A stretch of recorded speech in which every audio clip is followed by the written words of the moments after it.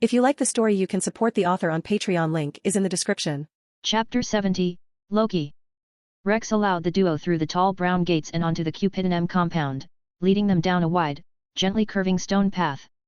Magic stone lamps lined the way like streetlights, spaced between occasional trees. The path branched off in several directions, spreading across the open estate. "How'd you lot even afford all this land?" Loki asked, brows raised as she looked around.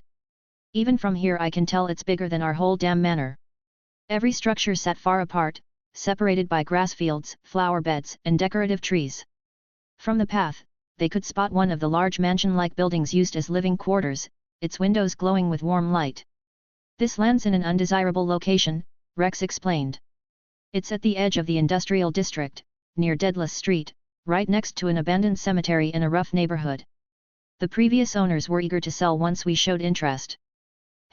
Lucky, I." Gareth gave an approving nod, his eyes roaming the landscape. "Got a good feel to it. Like its own lil world out here. Yeah, it's a good way to house over 200 people without it feeling cramped." Rex looked over his shoulder at them. "I haven't seen Twilight Manor, but does it have a similar setup?" "Nah." Loki sighed, squinting off at the horizon. "We missed our chance. Coulda snagged more land early on, but now it's either taken or costs a fortune thanks to the prime tag slapped on it." "I mean, living next to the Loki Familia would be prime real estate," Rex said with a small nod. "You lot best not go repeatin' our mistakes," Gareth said, resting a hand on his belt. "If Soma Familia keeps growin', land round here's gonna shoot up in price, mark my words. Guess I'll have to tell Xanis to start buying up what's left around here before it's too late." Rex mostly said it to himself, but Gareth chuckled. "That'd be for the best," the dwarf nodded, letting out a low whistle as he took another look around. "Real nice spot. Open skies, green all over, and the air's clean, trees redoin' their work, eh?" "Yeah," Rex said, nodding. "We paid Demeter Familia almost $1 billion to make it look like this." He grimaced slightly at that money. "Could have just used overgrowth myself, but the relationship with Demeter was worth it." Loki and Gareth exchanged a look. Loki let out a crooked grin. "TCH, you guys are loaded."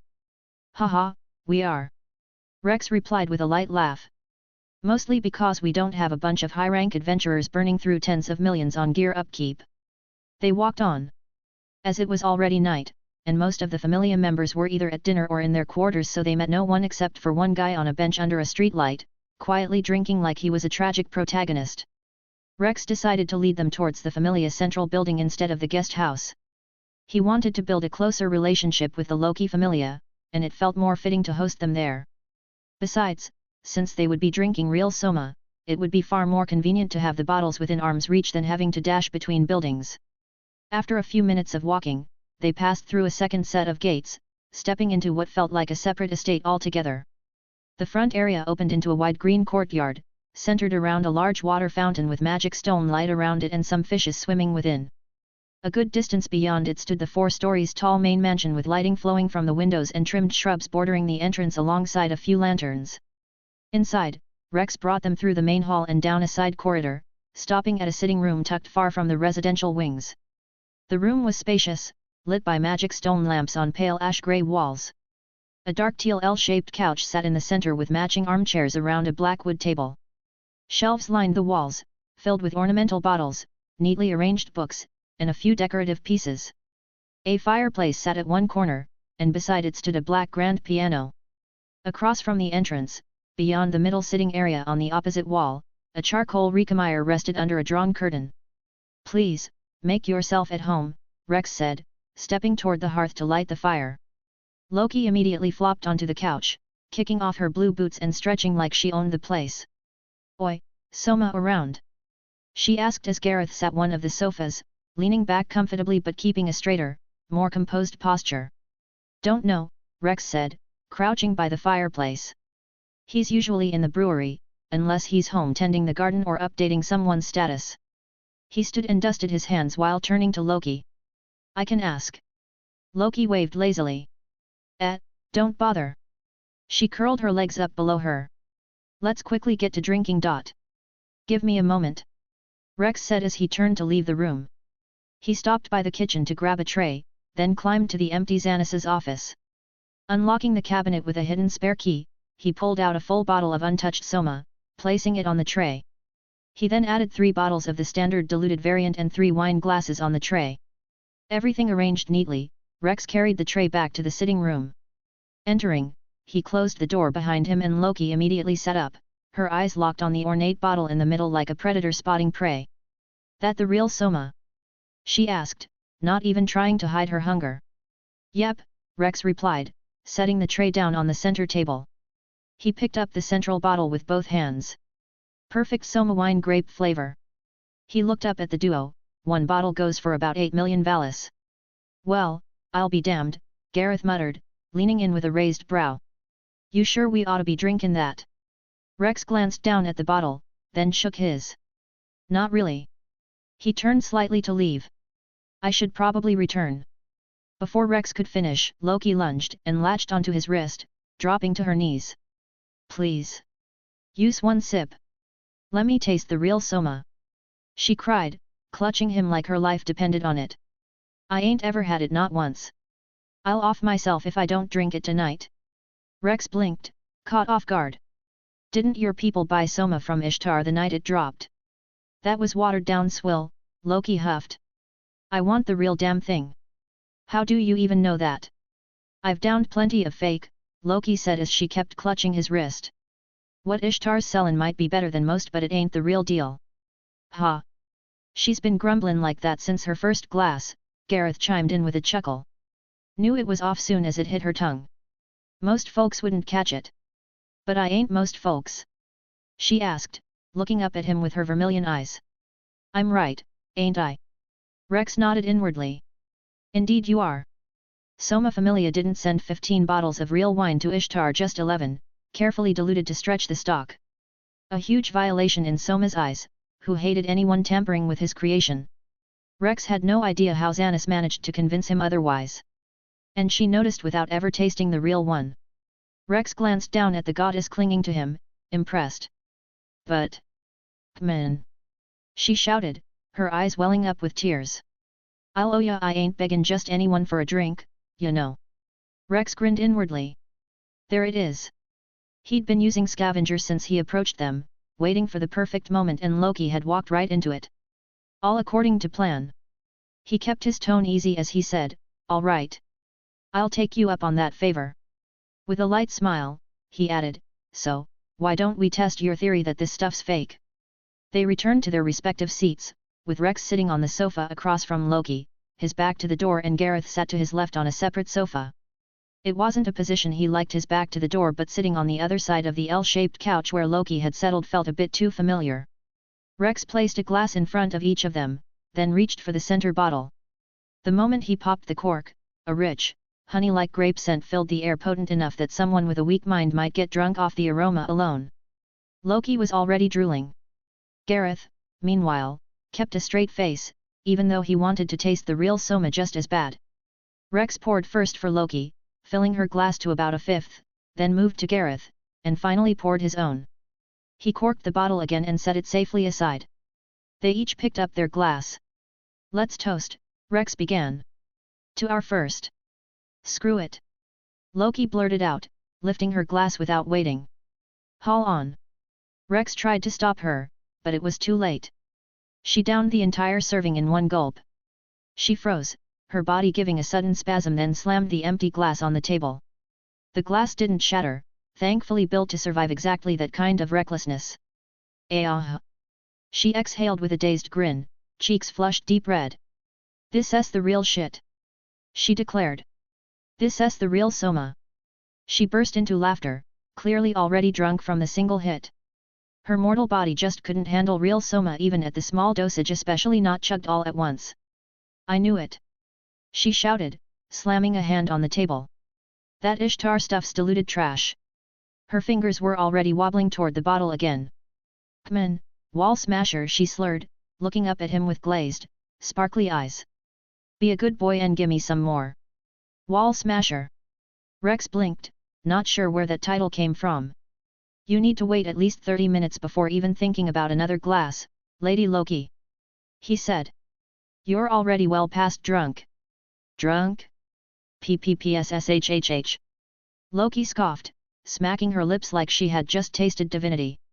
I ain't drunk. She waved the empty glass high like a declaration. Refill the glass of this glorious, busta goddess. Buletin. Busty. Rex blinked at her ironing board of a chest. Yeah, def drunk. He thought as he set his glass down and raised 2 fingers.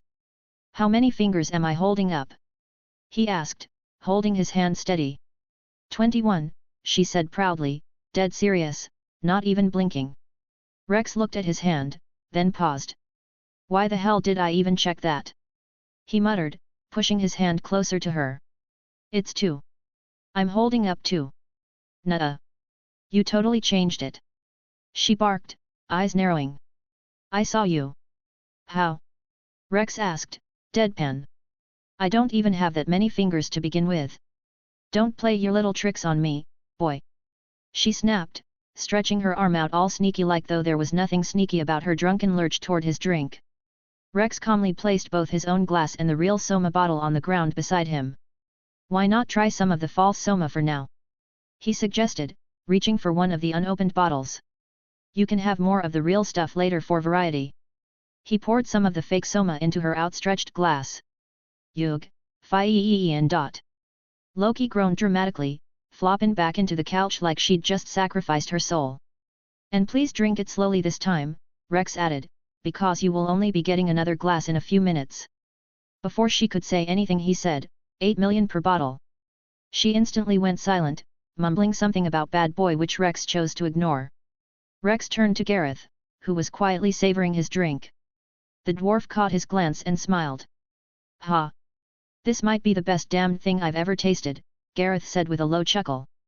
If you'd offered more of this back then, I might have signed on with your familia myself. Rex gave a short nod. Well, that's how we got most of our original members. He thought.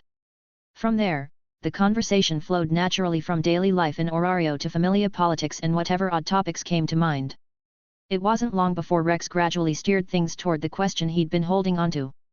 By the way, he said, and Gareth gave a distracted hum, lifting his glass again to his lips again.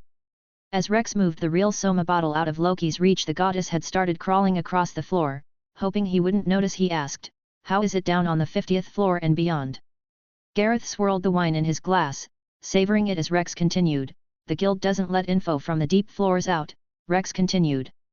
So, are there some eldritch horror down there? He already knew the answer. Scavenger had confirmed there were no such things. But still, he wanted a first-hand account. Gareth nodded and started talking, clearly too drunk to realize he probably shouldn't be sharing this kind of detail, or maybe he just didn't care. After all, the wine was good enough payment. Their conversation kept going, and 30 minutes passed in a blink of an eye, and that's when the door suddenly opened. All eyes turned to Soma. Soma paused, staring at the room. Gareth lounged comfortably on the couch, Rex sat nearby on the adjacent sofa, and Loki half beneath Rex's legs was in the middle of crawling across the floor toward the real Soma bottle. Just behind him, Xanis silently adjusted his glasses, observing everything with unreadable calm. Xanis had gone to Soma's brewery to check on an upgrade Soma had requested. They returned together, and on their way back, Soma caught the scent of a freshly opened bottle of his wine. Curious, he followed it and, as always, Xanis followed after him to this room. Soma! Loki shouted. Soma instinctively tried to close the door the moment he heard her shout, but Loki was faster. She darted forward, yanked it open, and Soma, caught off guard, lost his balance and tumbled right into her arms. Oi oi! There ya are, darlin', she slurred, hugging him tight. Soma tried to push away, but Loki didn't let go. Instead, she dragged him over to the sitting area and plopped down beside him. She turned her head. Wall smasher! She called, hoisting her empty glass. Pour your god a refill, yet. Rex looked at Soma, but before the god could respond, Loki leaned in front of the god's face, blocking it from Rex. K'man, ya ain't gonna leave your god high and dry, are ya? With a sigh, Rex poured a fourth of a glass and handed it over. Loki grinned and turned to Soma. Let's drink, yet? Our honeymoon's startin' tonight, Soma, she slurred, her eyes more glued to the wine than the poor god she was handing it off of. She raised the glass to his lips, but Soma gently took it from her. I can drink myself, he muttered. While the two gods awkwardly fumbled through their exchange, Thanos adjusted his glasses and reached to close the door. I'll see myself out, he said, preparing to close the door. Why don't you join us? Rex called out before he could close it. Come on, lad. Gareth chuckled. Sit yourself down. He motioned toward the far end of the L-shaped couch with his glass.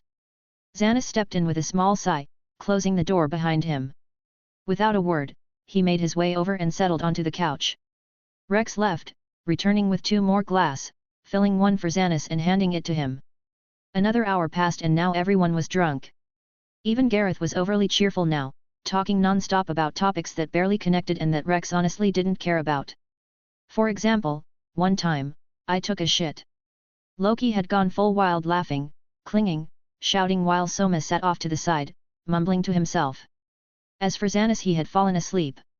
He was the type who could stay composed while drinking, but once he passed his limit, he was out. He now sat elegantly on the couch, back straight, legs crossed, hands neatly folded over his lap, glasses still resting perfectly on his face. You wouldn't even know if he was sleeping unless you look at his eyes. Rex was the only one still sober, and it was starting to get on his nerves. Everyone else was either drunk, passed out, or in their own world. Meanwhile, he just sat there, drinking the wine as if it was water. Soon, Loki was in the mood for dancing, so she turned to the god beside her. Hey, wanna dance? She slurred, swaying in place. C'mon, just one song. Even you can handle that, ya stiff. Soma didn't even blink. He remained seated, mumbling under his breath, completely lost in whatever strange fog his thoughts were tangled in. She shifted closer and waved a hand in front of his face. Hello.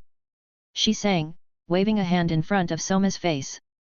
Soma, ya grape-soaked corpse, why still alive in there? She poked his cheeks. Tell ya what, I'll pour ya another if ya get up and shake that leafy god butt of yours. Still nothing. Last chance, she warned, crouching in front of him and staring right into his eyes. We dance now, or I'm dragging you across the floor by your wine-stained hair. Don't test me. Soma gave a soft murmur in response, eyes distant, lips twitching as he continued muttering something about fermentation ratios and grape spirits. TCH, buzzkill, she muttered, groaning. She lightly slapped his cheek. You're lucky you're cute. She grumbled, gaze drifting from the unresponsive god to Rex, who sat slouched with his arms crossed and eyes shut, seemingly sleeping. Oi! I know you're awake. He didn't react, still sleeping. If you don't open those eyes, I swear I'm smashing this bottle over your head. Scavenger, fax, or cap, he thought. Fax. His eyes snapped open. Loki stood in front of him with a wide grin, both hands holding an empty bottle of fake Soma raised above her head, with vermilion eyes seeming to glow. Are you for real? He thought, staring wide-eyed at the crazy goddess. Before he could say anything, she tossed the bottle to the side. It hit Thanos' head, bounced off, and landed on the floor without breaking. Thanos didn't even flinch. Come on, wall smasher. She grinned, lunging in and grabbing Rex's arm like a child demanding candy.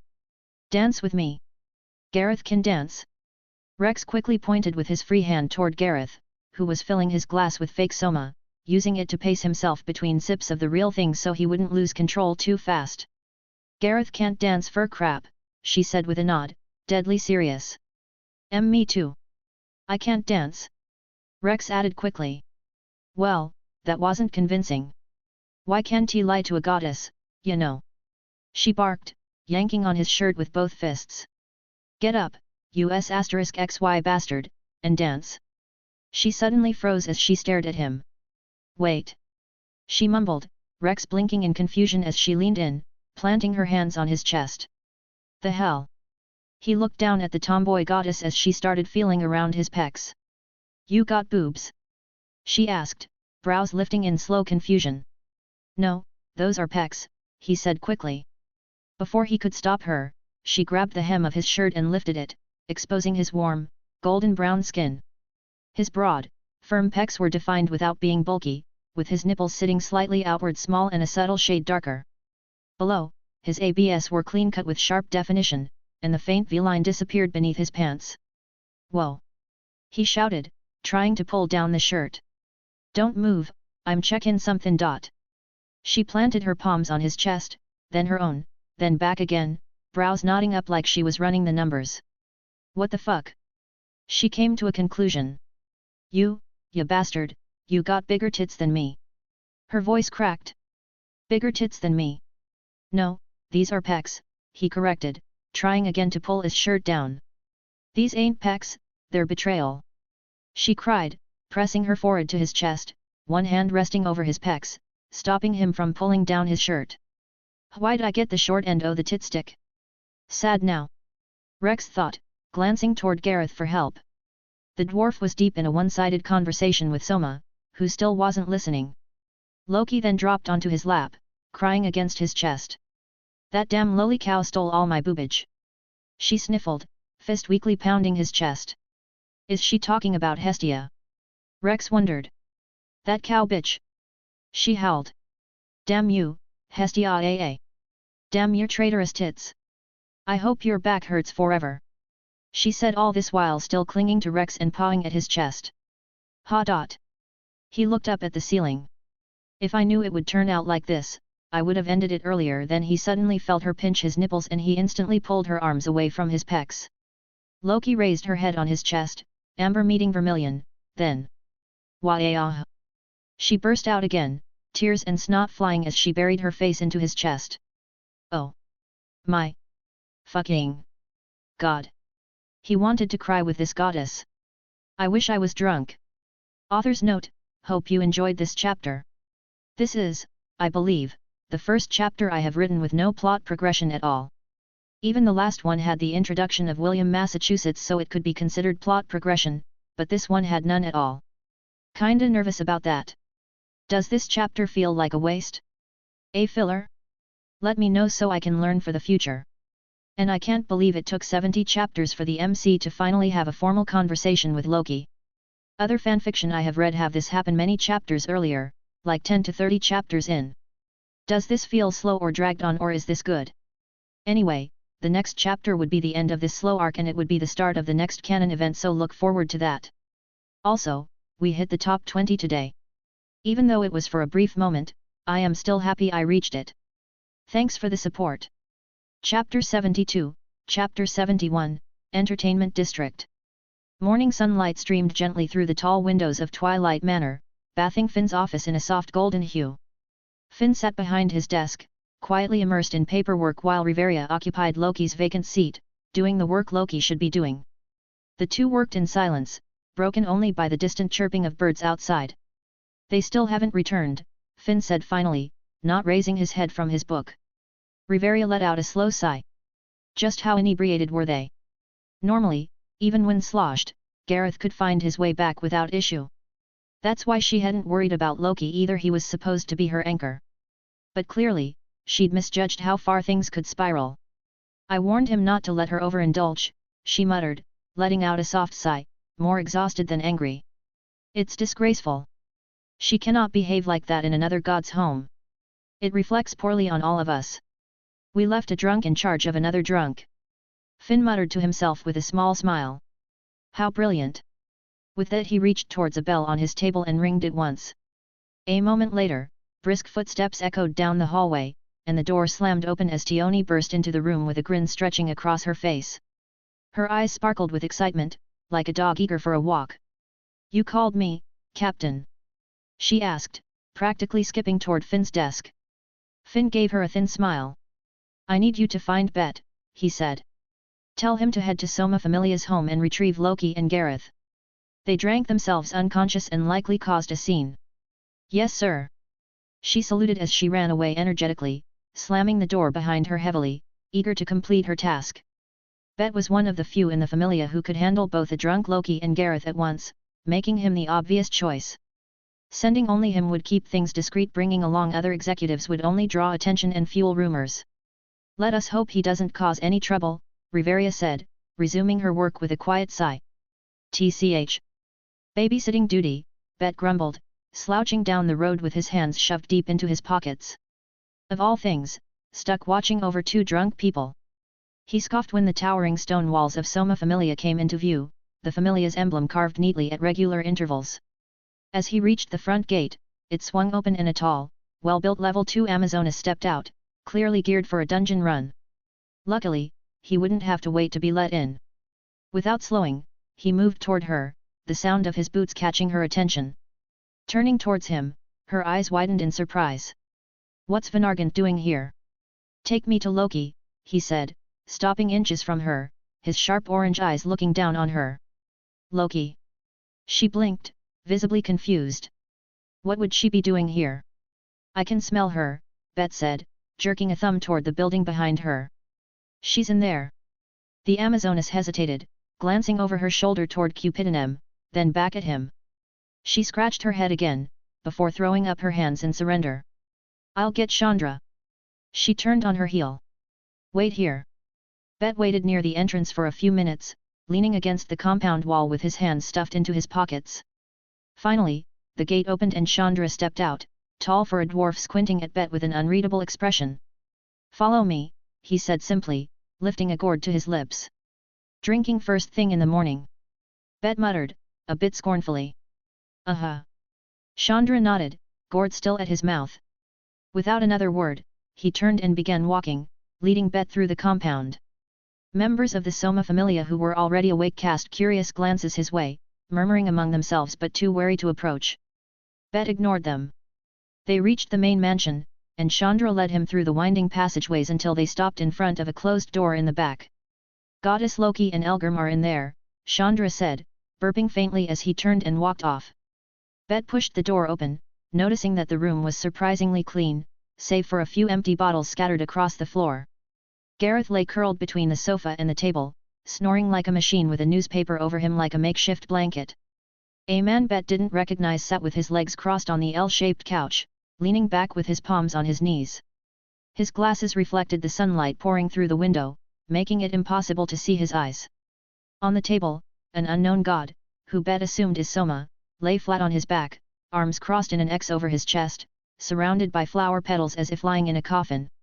And on the charcoal black Recamire sofa by the window was someone Bet did recognize: Rex, the Chianthrope from the war game, shirtless and sprawled out on his back.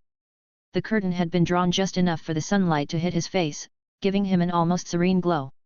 That beauty, however, was immediately ruined by the tomboy goddess laying on him.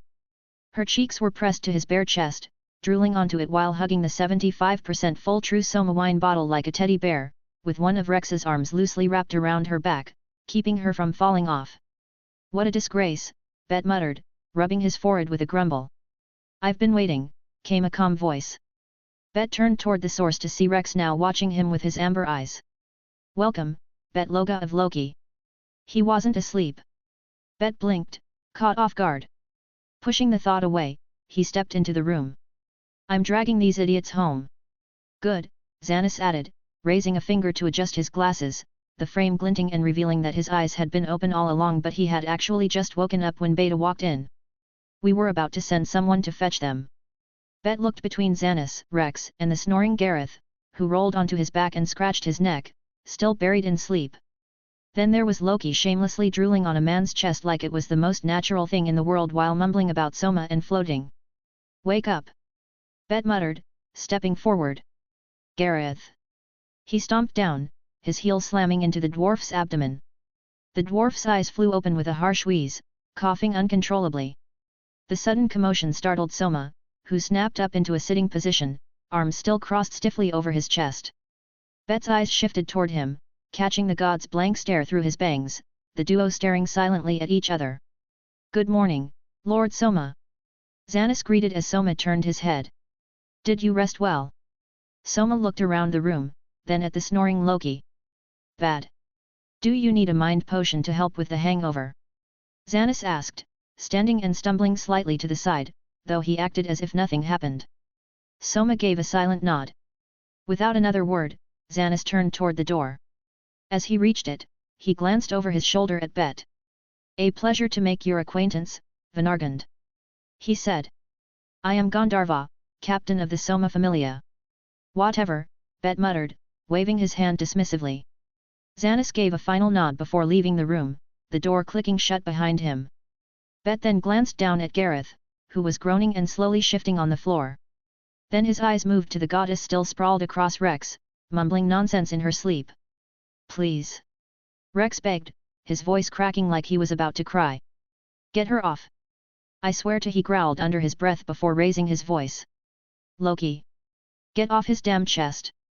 The Loki Familia trio left without any issues except for Loki, who cried the entire way out as Bet carried her, causing a scene that drew everyone's attention.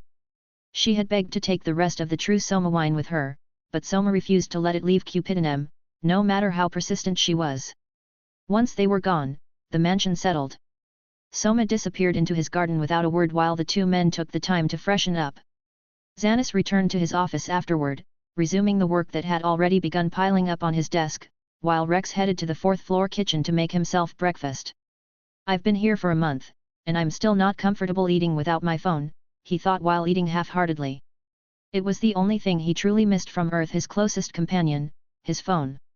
Everything important to him had lived on that screen, the games he had spent hundreds, maybe thousands of dollars on using his McDonald's paycheck, and the dozens of novel and porn tabs open on his browser. Hearing footsteps, he looked up as Cassandra walked into the kitchen. She was dressed in an ankle-length long-sleeved lavender coat hardy with cloth buttons running from her throat to waist and saddles on her feet. The moment she saw him sitting at the island, she froze like she had seen a ghost, then turned sharply to leave the kitchen like a child avoiding an abusive parent. You can do whatever you want, Rex said casually, causing her to pause mid-step. I won't bother you. She fidgeted with her sleeves, eyes fixed on the floor. I am not, thirsty anymore. Rex stared at her. All right. She bowed quickly and practically ran out without another word, leaving him to sigh.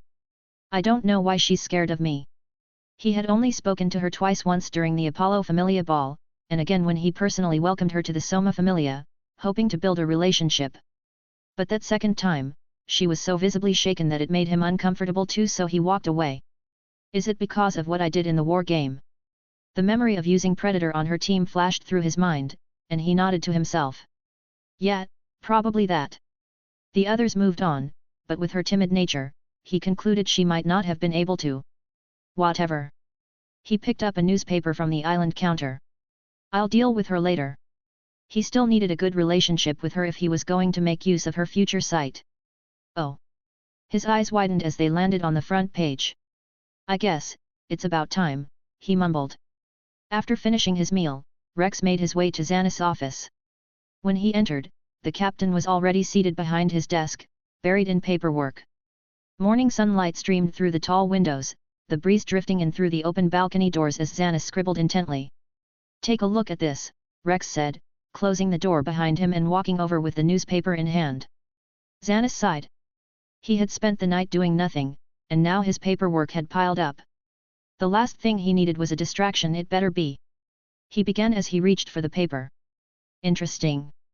He suddenly snatched the paper, scanning the story. The front page had the news that Bell Cranel of the Hestia Familia had reached level 3. In just a month. A feat that hadn't been seen in over 1,000 years. No, it shouldn't even be possible. Do you think he kept his actual level concealed until now, revealing it only to create the impression of sudden progress? Xanis asked, adjusting his glasses while Rex walked to the balcony for some fresh air. It's a solid theory, Rex said, leaning on the railing while looking at Babel, noticeable even from the far eastern district where the Soma mansion was. But, Hestia and Bell are too good for that trick. So it's an accelerated growth ability akin to yours. Xanis murmured, glancing at Bell's portrait before looking at when the boy had officially reached level 2. You both leveled up on the same day, it was during the last Denatus a month ago, the day things began shifting in the Soma Familia for the better, admittedly. Yet you reached level 3 first, putting your growth speed ahead of his. He paused, or is it due to you spending more time in the dungeon? Nah, I'm much faster. Rex confidently said, glancing down into the backyard as Daphne stepped out of the mansion, dressed in a tight shirt and shorts for her morning training routine. After all, even while farming for SSS stats, I am still faster at leveling than him. I see. Xanis mumbled, his eyes moving back to Bell's face. It's a good thing we didn't make an enemy out of him, he said more to himself, the memory of how he almost accepted Apollo Familia's request to attack the Hestia Familia resurfacing. Things could have gotten ugly. Try to keep a good relationship with the Hestia Familia, Rex said, stepping back inside, feeling like he was a creep watching Daphne stretch. If they come asking for help, and it doesn't hurt us, we should lend a hand. Naturally, Xanas said with a nod. Mikoto belongs to their familia, that much is self-evident. During the brief week of training alongside Rex, he and Mikoto had formed a kind of camaraderie not especially close, but enough that he would be willing to lend a hand, so long as it didn't bring him trouble. Oh, and Rex clapped once, drawing Xanas's attention, if you can, arrange a meeting between me and goddess Ishtar as quickly as possible. That was abrupt. Xanas turned to him, one brow arched. Why? Rex had been acting oddly lately, asking what would happen if the Ishtar Familia vanished, then assigning Sandra to Shadow Bell near the pleasure quarter, and now this? A sudden request for a meeting with Ishtar? Something was definitely in motion. I'll tell you later. He intended to explain eventually, but at the moment, he had no convincing way to justify how he knew what Ishtar was planning. Very well. Xanas folded the newspaper. I'll send someone to the Ishtar Familia to formally request the meeting. Given your position as the vice-captain of one of her closest allies, she's likely to arrange the meeting for this evening, or tomorrow at the latest. Rex nodded, going into deep thought while walking towards the door. Xanas watched him for a moment, then said, I hope you're not planning to sleep with her. What? Rex stopped walking, caught off guard by the statement. Where did that come from? She's rather expensive, you know, Xanas replied, adjusting his glasses. Rex looked back. I wasn't trying to sleep with Ishtar. Then paused, tilting his head. How much are we talking? Xanas stared for a few seconds, shook his head. It's not a disclosed price. I haven't exactly looked into it, but I've heard it's in the hundreds of millions. Or you would have to be lucky enough for her to pick you. Rex nodded. Sleeping with a goddess, hey. Don't even think about it. Xanas said, returning to his paperwork. The last thing I need is you getting charmed. I doubt even your indomitable will can resist a goddess's charm. You'd be surprised, Rex thought, continuing his way towards the door, but replied, wasn't really planning on sleeping with the goddess. It would be wise to remain home today, in case her reply suggests the meeting will take place today, Xanas said, pushing a stack of papers toward the edge of the desk. And since you'll be here anyway, you may as well embrace your role as vice-captain and help with this. Rex looked back, then chuckled. I remember when you almost cried because I offered to help. That was when I thought you were an idiot. Xanas adjusted his glasses, unbothered. Turns out, you're smarter than I had given you credit for. He met Rex's eyes. Not the kind of intelligence someone from an orphanage in Deadless Street should have. But I suppose that's the effect of your indomitable will. Something like that, Rex nodded, walking toward the desk. Since the meeting could happen today or tomorrow, Rex figured he might as well take the next 2 days off. He picked up a stack of papers and moved to the sitting area, beginning to work with the help of Scavenger. Xanas quickly wrote the letter, sealing it before stepping out of the office to find one of the level 2s in the mansion who wasn't doing anything and appointed him to deliver the letter to the Ishtar Familia. It wasn't long before the messenger returned, handing the reply to Rex, who read through the contents. Nice. He nodded, folding the letter. Ishtar had agreed to the meeting tonight, which was the best-case scenario. Let's go over the plan again, he thought as continued to work on the papers. That evening, Rex dressed in a slim-fit long-sleeved grey shirt, black pants, and a pair of boots. There was no need for anything formal. Ishtar wouldn't care, something Scavenger had already confirmed. Before heading out, he paused in front of the mirror, eyeing his reflection. His hair now reached his mid-back. Long, but it hadn't interfered with battle thanks to his helm, where he usually tucked it away. I wonder how long it would get if I let it grow, he muttered, imagining himself with a ridiculously long braid like Rapunzel. It wasn't a pleasing imagination, especially with his muscular body. Nah. I'll cut it before it gets that far. With that decided, he left Cupidinem for his meeting. The entertainment district was farther from Soma Familia's home than the dungeon, but even at a casual pace, a level 5 reached it in no time. He didn't bother using the gates and instead, jumped up onto the tall circular wall that surrounded the entire district, crouching as his eyes scanned the vibrant scene below. The district resembled a giant circular petri dish, with magic stone lamps affixed to buildings and pillars casting soft pink and purple hues over the streets. The glow bathed everything in a seductive pinkish light, and at the district's heart rose a tall tower, Bobili, the home of the Ishtar Familia. It looked like a smaller Orario with a smaller Babel for a smaller Orario. Coincidence? Rex thought while looking around. I think not. Because Orario was seen as the center of the world, this district had become a melting pot of cultures. Some rooftops mimicked the sharp triangles of the Far East, while others resembled the tents of desert nomads, and some were built from solid stone, like the fortresses found in the cold, northern regions. Each brothel showcased a different architectural style, creating an ever-changing landscape meant to lure customers back for a new experience every time. It was effective enough that even Rex felt intrigued by the changing scenery, curious about what each place might offer. Women of all shapes and sizes moved through the streets, wearing revealing dresses that exposed their backs, seductive thighs, and luscious breasts, with their hips swaying. They called to every man that passed, flashing a smile and angling their body in a way to lure the eye. More than half were Amazons, but there were also humans, demi-humans, and even Palom. From the wall, Rex watched a rather good-looking man squatting to flirt with a female Palom that looked more like a child. Even the way she acted was suggestive of a child, but Scavenger confirmed that she was indeed an adult. Interesting taste. He looked away, dropping down from the wall, landing in a crouch. Knowing full well how much attention his marvelous looks could draw, Rex chose to move through rooftops and shaded alleys rather than the streets. The women here were bolder than those in the city. Rex, being a man, knew he might falter if approached too aggressively. Better to avoid the risk entirely. He didn't want to lose his virginity to prostitution. But this place really is busy. It was even busier than the market, the guild. I guess it makes sense. After all, in this district, every building wasn't active during the day, so adventurers rush here during the night. As he continued walking in the shadows through the entertainment district while looking around, he noticed something. Rex squinted, frowning. What are they? Oh, right. Not far off, Rex spotted Mikoto and the girl he recognized as Chigusa, flustered and clearly out of their element as they hurried through the red light district. Their faces were completely red, arms raised in a frantic attempt to wave off the attention swarming them from all sides. The two girls stuck close together, eyes darting around, shoulders jerking at every lewd comment from the men or teasing jeers from the women lining the street. Chigusa trembled beside Mikoto, looking like she might burst into tears, the duo looking like lost baby deer in the middle of the city. Then, without warning, a large man stepped into their path and reached out to grab Mikoto. Please, stop. Mikoto squeaked, eyes clenching shut, her body moving on instinct. A split second later, the man crashed face first onto the stone pavement, knocked out instantly. It was an amusing sight, but with Scavenger already having confirmed his theory and with only 10 minutes left until his scheduled meeting, Rex saw no need to get involved. He turned and melted back into the shadows and continued on his way. After a few minutes of walking, he suddenly noticed something after leaving the two girls behind. I should have used this chance to warn them not to return to the entertainment district.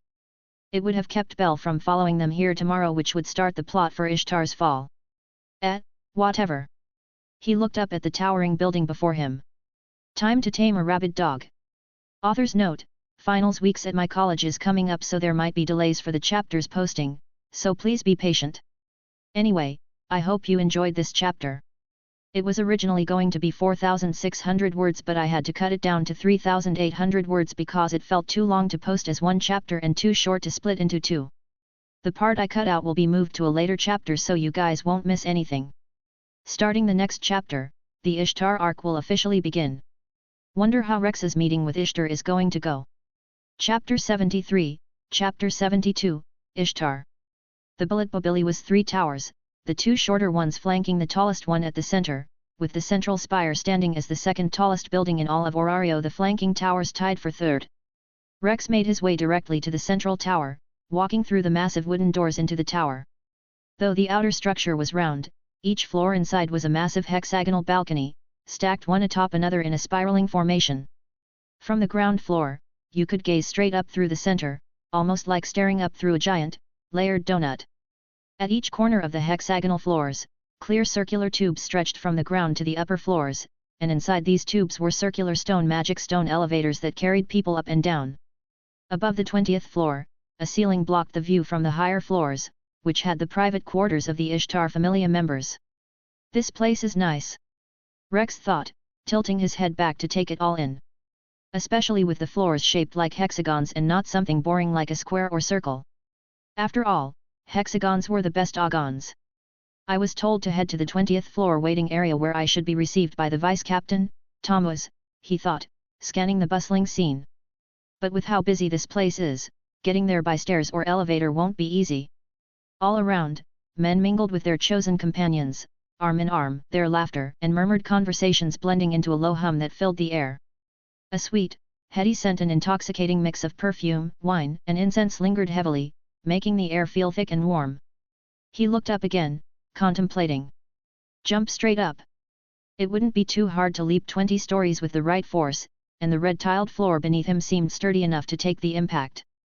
But, would that be too bold? Glancing around again, he narrowed his eyes. Now that I'm looking closely. Using Scavenger, he scanned the people in sight.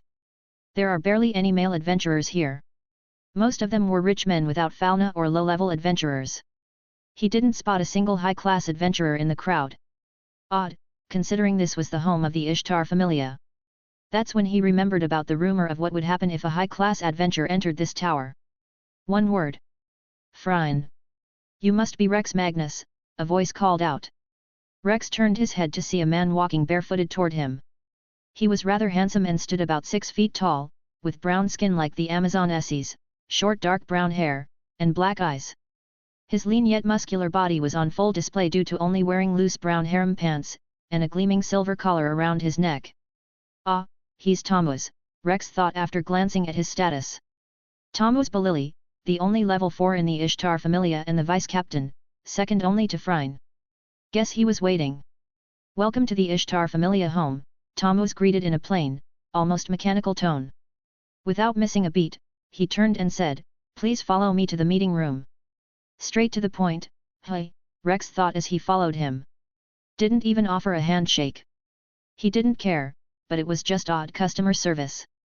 Thankfully, with Thomas at his side, none of the Amazonesses who had started eyeing Rex with predatory interest dared approach. They entered a private elevator and began ascending through the tower. After a few seconds of silent riding, they stepped out into one of the highest floors of the tower. Leading him through the floor, Thomas stopped at a set of double doors. He pushed one open and stepped aside, gesturing into the room with his other hand. "Wait here while I get Goddess Ishtar," he said. Rex nodded silently and stepped into the room, the doors closing quietly behind him as Thomas departed. The room was rather large with beautiful tapestries decorating the walls and a rug in the middle of the room where a table stood on top, with 2 covered sofas on either side. Even though this area functioned as a meeting room, a wide bed equipped with a canopy took up most of one corner, and like every other room, it was mainly colored pink and red. Walking to the window, Rex looked towards Babel, which was clearly visible because there were no other buildings that reached this height to obstruct his vision. He looked towards the top, staring for a few seconds, before drawing the curtains. I don't even know why Ishtar is so obsessed with Babel. Rex thought as he sat on one of the couches. It looks like a prison from down here. Like a bird cage meant to trap the strongest familia god within the city. Well, this entire city is a cage, so I guess that's no different. The walls around Orario aren't to keep people or monsters from coming in. It's to keep the monsters known as adventurers from going out. It's a well-known fact that enticing Orario as an adventure is super easy. But leaving? That's almost impossible, especially for second and first class adventures. He sat for a few seconds, before standing just as the door was pushed open. The person who stepped in was an extremely beautiful woman who seemed to ooze temptation from every pore. The tall, shapely woman was accessorized with a golden crown, earrings, multiple ornate necklaces decorated on her cleavage, and bracelets around her wrists and ankles. A long pipe rested in her left hand, with each of these accessories worth more than most familias earned in a year. The only piece of cloth that could truly be called clothing was a thin red skirt wrapped around her hips, tied at the side by a delicate cord.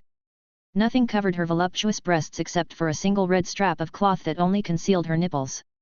Her perfectly proportioned hourglass figure and silky smooth coppery skin were openly displayed, enough to make any man lose his mind.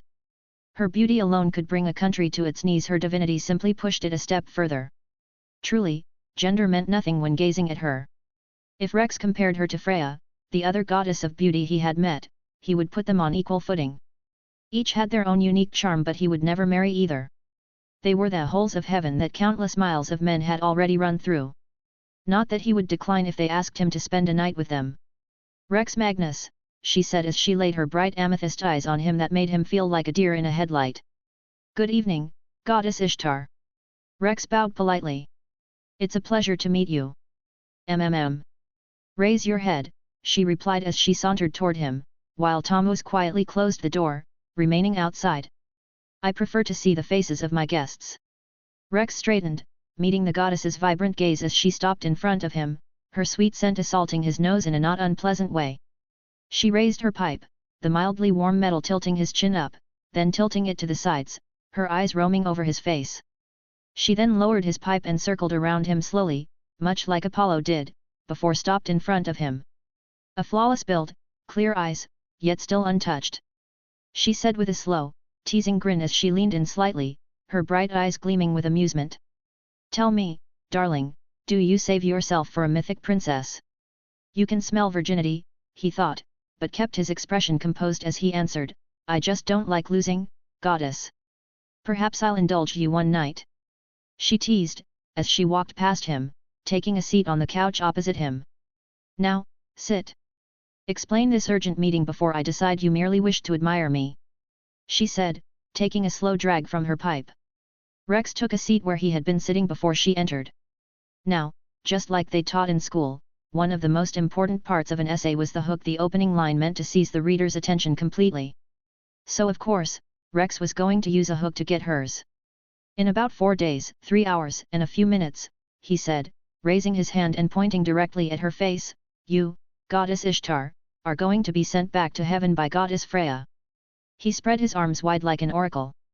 A scene I saw with my very own eyes. He finished, meeting her eyes confidently. He wasn't lying. He had seen it, just not here, but back on Earth, through a TV screen. At his words, Ishtar's smile froze as a slender plume of smoke curled and died between her parted lips, the pipe faltering from her mouth. She simply stared at him, then she smiled. 4 days, 3 hours, and a few minutes. She repeated the numbers in a soft, amused murmur. My, what a precise prophecy. She stood without hurry, hips swaying as she stood before Rex, the bowl of her pipe tapping Rex's chin once more.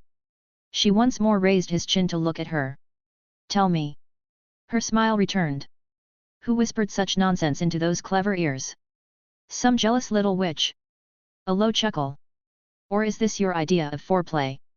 And suddenly she roared, Freya, banish me. Her pipe whipped sideways, striking him across his jaw, and he moved his head to the side so it would not hurt her arm. You dare, she seethed as she struck him again across the other jaw. To come into my hall, breathe my air, and spit such filth in my face. Rex slowly turned his head back to face her. It's not filth, he said simply. Silence. Ishtar screamed, her eyes glowing fiercely. She wound her arm back and went for another hit, but Rex leaned his head back at the last second, causing her wide swing to miss. The force of her own momentum threw her slightly off balance, and she stumbled, catching herself just before she could fall. Ishtar froze for a second, stunned, before slowly turning her glare toward Rex. He met her eyes without a shred of fear. How about, no, he said casually. Her eyes widened in shock, then her face contorted into a rage. Silence yourself, insect! She roared, her voice shaking the room. The fury in her was undeniable, all of it aimed squarely at Rex. Rex simply shook his head. I don't wanna. Her heart skipped a beat involuntarily and she stepped back before she realized it, her pipe slipping from her fingers and clattering onto the floor. You! She trailed off, staring at Rex's plain face. Just what the hell is going on with this one? The boy shouldn't have had a choice. Whether or not he shut his mouth, the very fact that Ishtar had taken an interest should have charmed him on the spot. That was how it worked. Her beauty should overwhelm their eyes, her scent flood their nose, her voice melt their ears, her skin electrify theirs. No one could resist. She could enslave an army without even touching them. Yet this boy resisted. Casually. Not only was it baffling, it was downright humiliating. His childish rejection of her command burned her pride, making her a bit embarrassed. Why aren't you getting charmed? She roared in frustration. Rex tilted his head slightly, resting a finger thoughtfully against his jaw. Plot armor. A vein popped visibly on Ishtar's forehead. Thanos! She shouted, spinning toward the door, but no answer. Have you forgotten this room is soundproof? He asked, looking towards the door. He can't hear you. Her shoulders stiffened as another wave of embarrassment hit her. Slowly, she turned to glare at him, her pride clawing for something to grab onto. She bit her lip hard, then smiled menacingly, her eyes glinting with challenge. Fine. She thought. If sight and sound weren't enough, she would use the other senses. She refused to believe a mortal man could resist her completely. Even gods with high resistance couldn't endure a full sensory assault. She strode toward him confidently, but Rex was no longer sitting. He was by the window now, facing the drawn curtain with his arm folded behind his back. Let's talk, Goddess Ishtar, he said, as he looked over his shoulder to the goddess. Rex didn't enjoy treating gods like this since they were, like, gods. But it was necessary to burn her pride a little to stop her. Well, not stop. He wasn't trying to stop her obsession, he knew better than that. Ishtar would never willingly change her ways or abandon her obsession. She is deeply set in her pride and envy, and she lacks the humility or open-mindedness needed to be talked out of her ambitions. Scavenger had confirmed it as extremely high quality. No, he just needed to delay her attack. Buy enough time for Soma Familia to get their eggs out of her basket. After that, Ishtar could go get herself decimated by Freya for all he cared, while he picks off her Familia members and adds them to his. Rex turned toward the stunned goddess, his voice calm. Goddess Ishtar, you want to make Freya kneel before you, right? Ishtar clenched her teeth, her pride flaring. Make a fool out of me, will you? No, not really, Rex said, shaking his head. I also wish to take Freya down from her pedestal. He wasn't lying. To reach the pinnacle of Orario, stepping over both Loki and Freya was a path he would eventually have to take. However, he continued, I don't think this is the right time for either of us to move against Freya. Ishtar scoffed at his words. Seeking to regain control, she slipped off the scant scrap of cloth covering her chest, revealing her firm, perfectly rounded breasts with flawless, gleaming bronze skin. Her areolas were a subtle shade darker than the surrounding skin, with nipples that stood taut from the cool air. You think I'm foolish enough to attack without a plan? She said, dropping her skirt. Her full thighs, the subtle curve of her thigh gap, and the smooth, hairless skin of her mons pubis came into view, her entire body practically radiating an erotic aura. She stretched languidly, her fingers gliding over the lines of her toned abdomen, tracing the arcs of her hips, and finally settling on her round, firm backside. Even without charm magic, her beauty was affecting him as a man. But Rex quickly used mental compartmentalization to have his other minds handle all the soul thoughts while his main mind stayed calm. This made it seem like he wasn't a single bit interested, which only fueled Ishtar's rage. Yes, I know about the killing stone, he calmly said. Your plan to use it on that fox girl to grant your Familia an instant level up magic. Ishtar froze, her body stiffening as she locked eyes with him. How do you know that? Aisha wouldn't betray her. Thanos either. They were too charmed to do something so foolish. Phryne, while she might be stupid, wanted that level up herself, so she wouldn't risk it. Hermes. She concluded. Rex waved a hand lazily. Hermes didn't tell me anything. Before she could ask, he added, I saw it. Just like I saw your death at Freya's hands. The temperature in the room plummeted as Ishtar's face hardened, her rage sharpening into a cold, simmering fury. The thought of charming him vanished entirely from her mind. Now, all she could see was his broken body, begging for forgiveness beneath her feet. Without a word, she spun sharply on her heel and marched toward the door to summon Thanos. Rex's eyes traced the elegant line of her back, the way her spine curved so naturally into the supple swell of her buttocks. Every step she took, every shift of her hips, and he had to put his hands in his pants to adjust his member.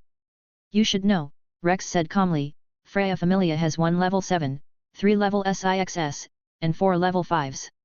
Even if you leveled your entire Familia, you still wouldn't come close. Ishtar kept walking toward the door without a pause. Freya wouldn't even need to lift a finger, he added, a bit more sharply. Her executives alone would crush you. Not even otter will be needed. You stand no chance, Ishtar. She glanced back at him, her lips curling into a strained smirk. Do you think that's all the plan I have? She snapped. Do you really believe I haven't thought beyond that? If so, you're a fool. Rex smiled faintly. I didn't see you use that second plan before your familia was decimated and you were sent back to heaven by Freya. Stop mentioning that bitch's name. She roared, her face darkening with rage.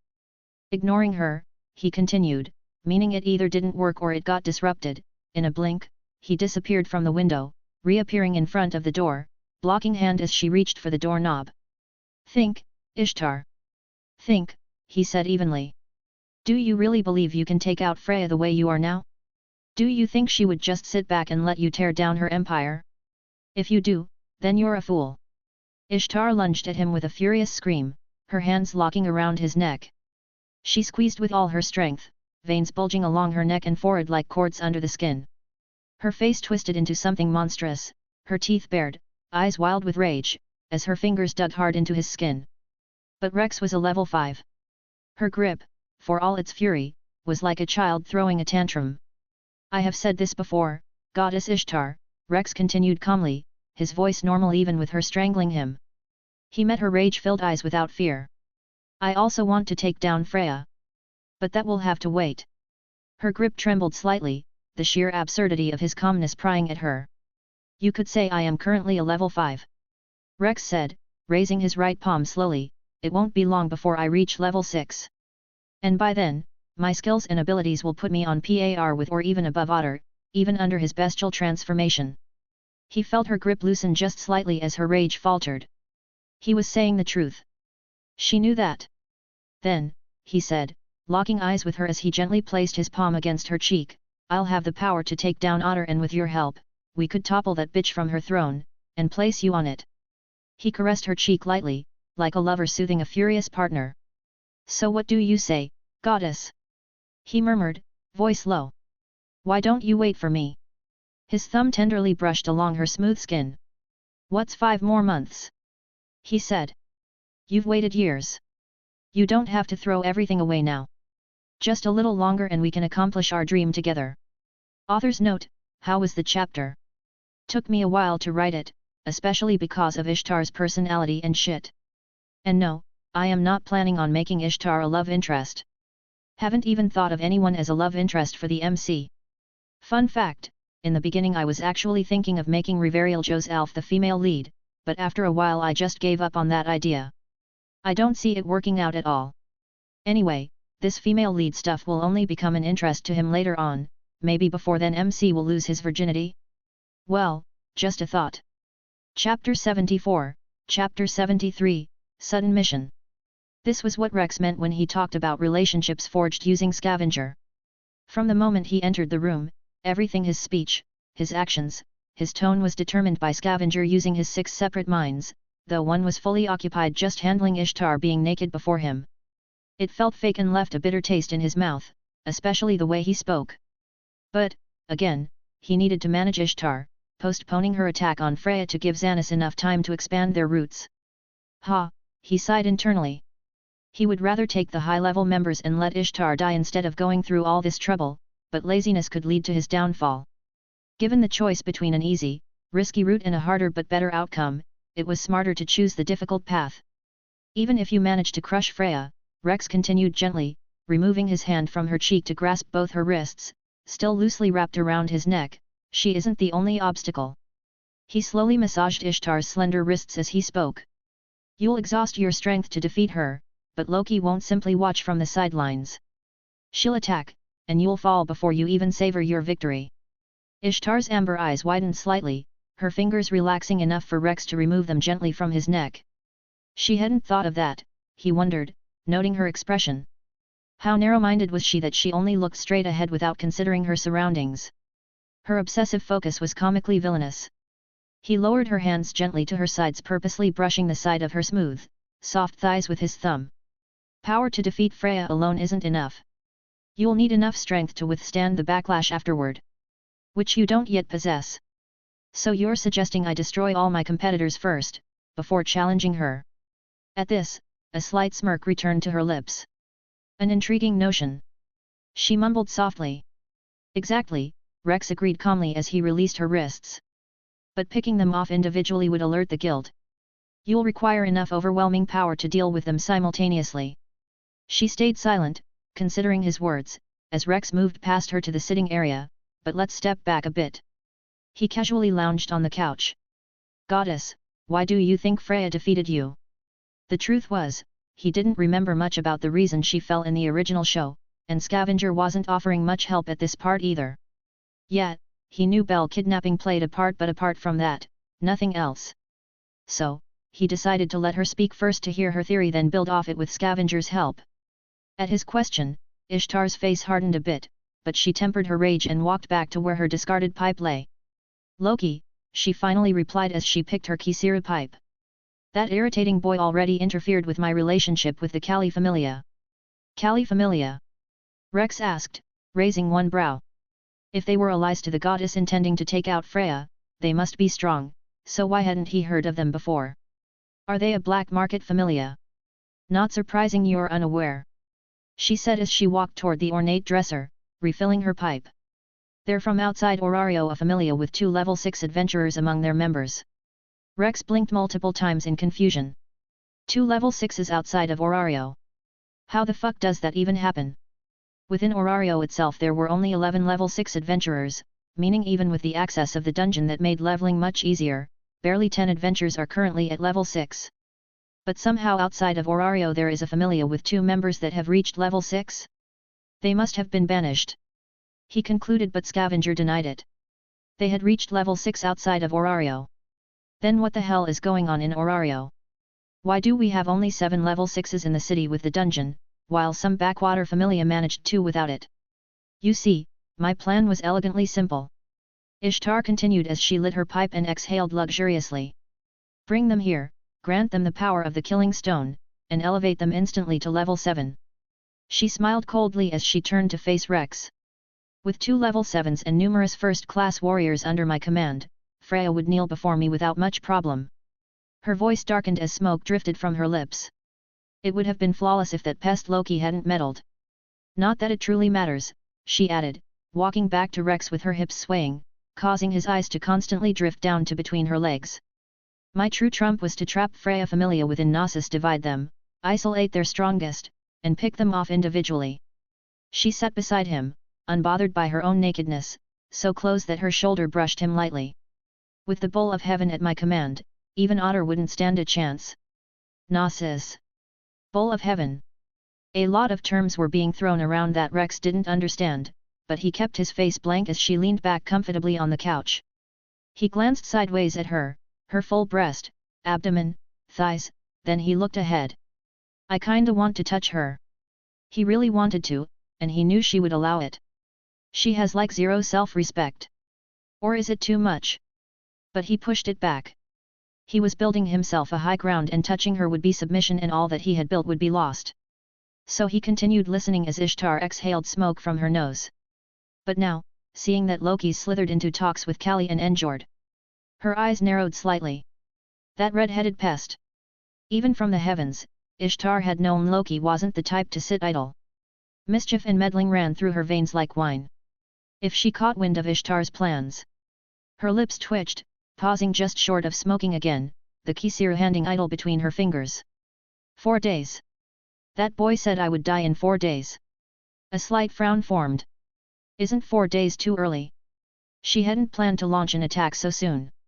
That day was only meant for using the killing stone on the fox, Haruheim. It would have taken at least another week or 2 for everything else to fall into place. Luring Freya into Gnosis, setting the trap, finalizing the pieces. So did Freya strike before she could make her move? Do you think she would just sit back and let you tear down her empire? If you do, then you're a fool.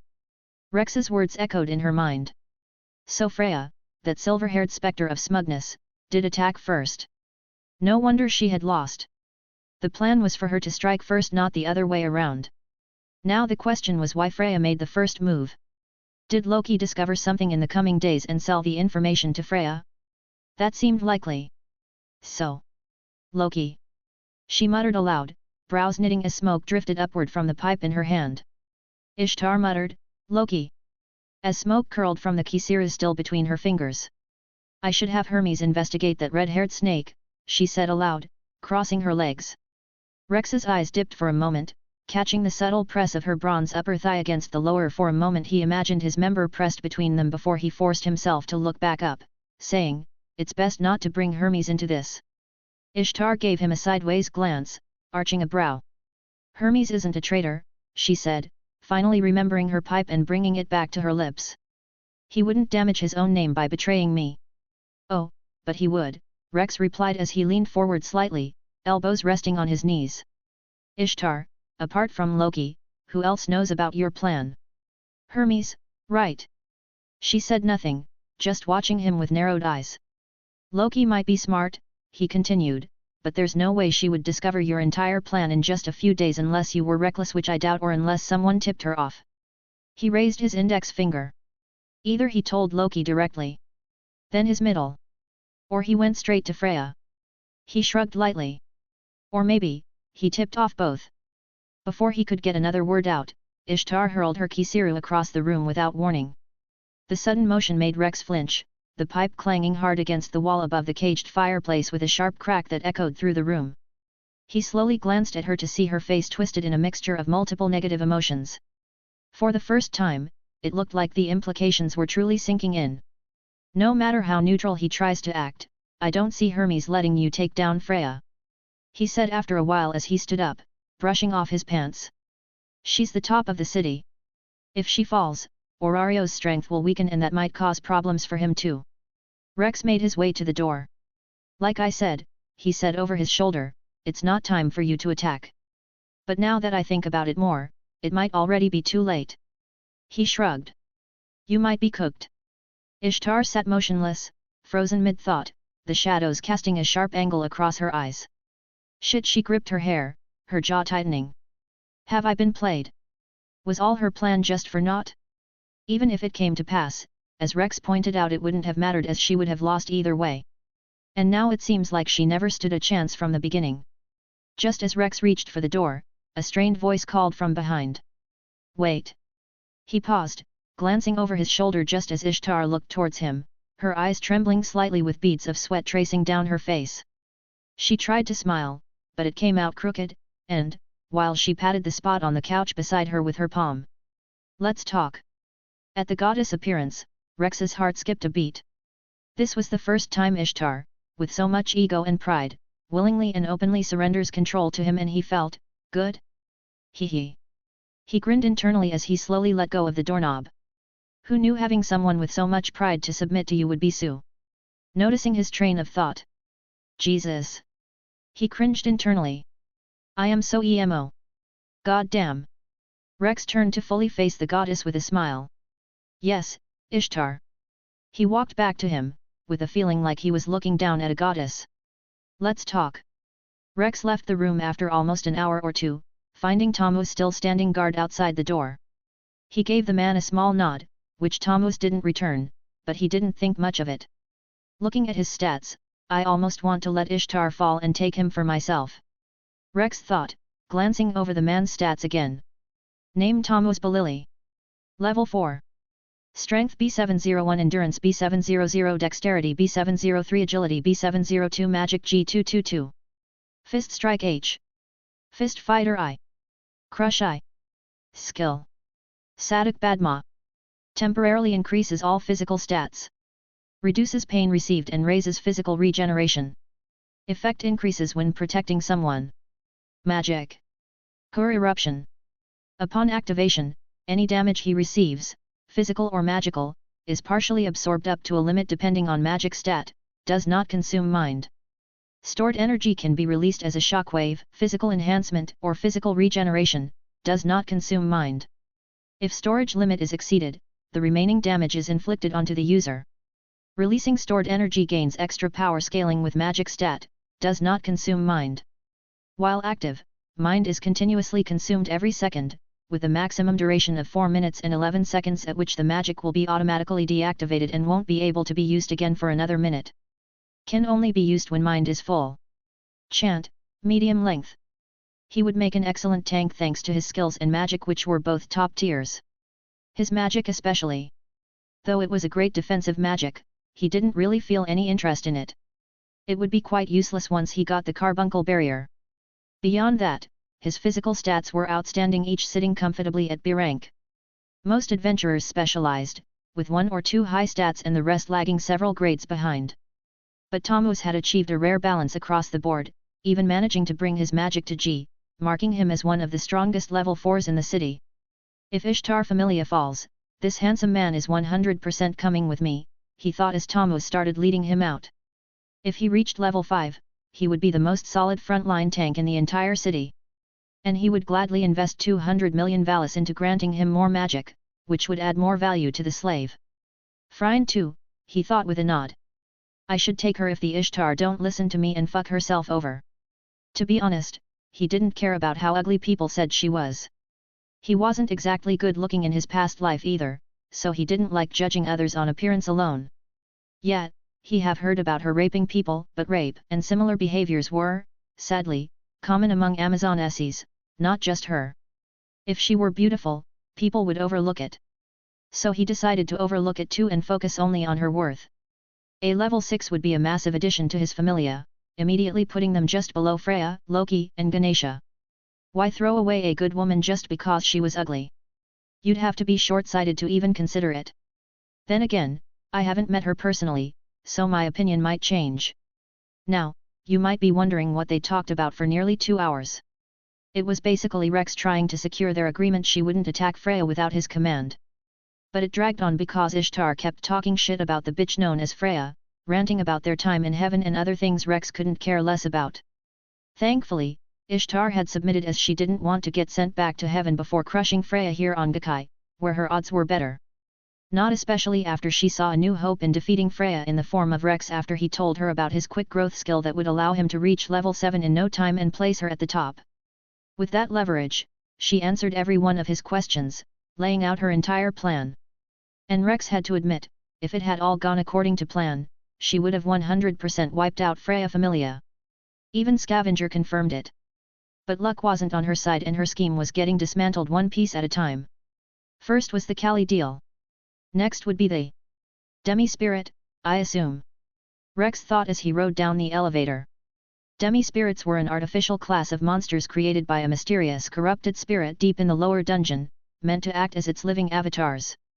Ishtar didn't know much about them as she never cared to ask, but she had promised to take him to Knossos soon so he could inspect the creature in the so-called artificial dungeon to see if it was good enough to take down Freya.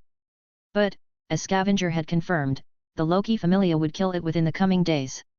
Rex guessed it must have happened in a side story, either one cut from the anime or something he'd skipped.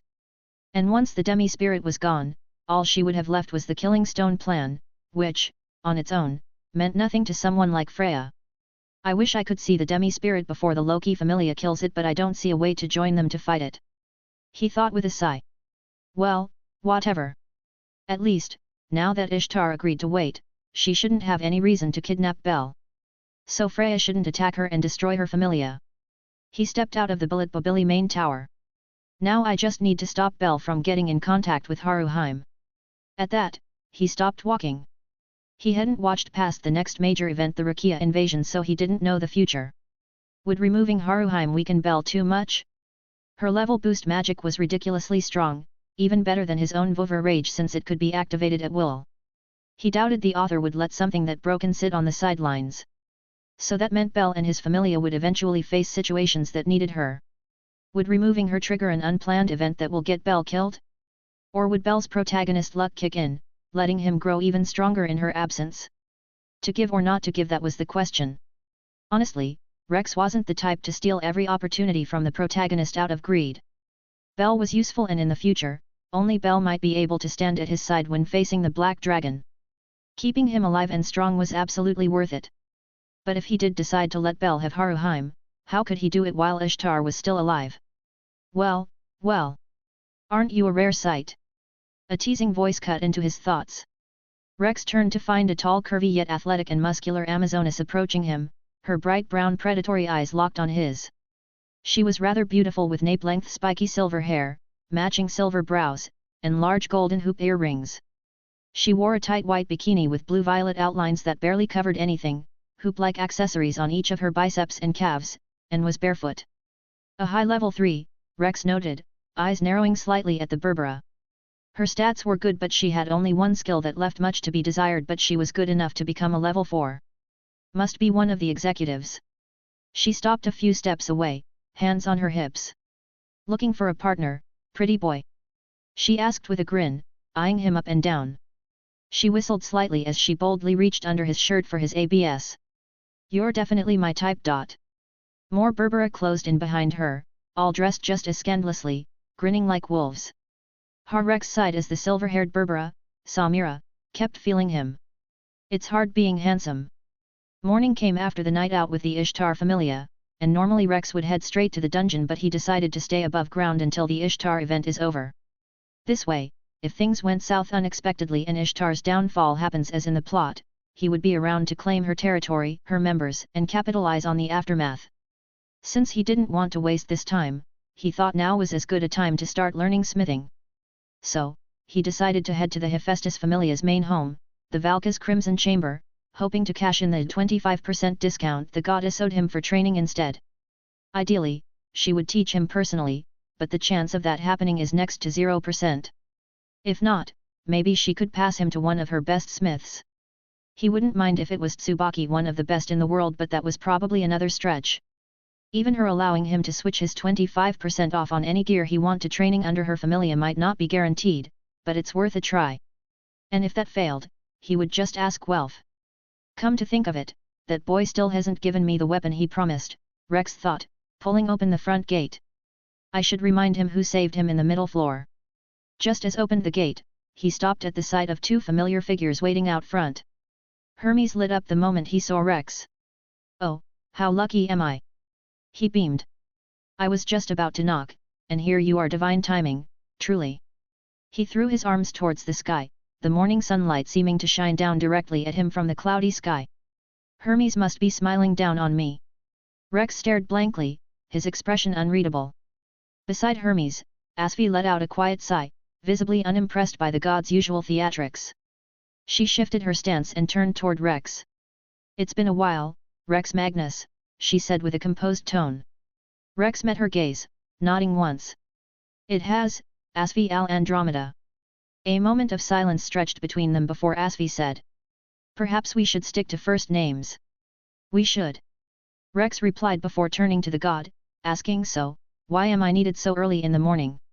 You grew up in Deadless Street, right? Hermes asked, and Rex gave a small nod. So, I guess you know your way around that maze. More or less, Rex replied with a shrug, though in truth, with Scavenger, he knew his way around anywhere. We need your help finding something in Deadless Street.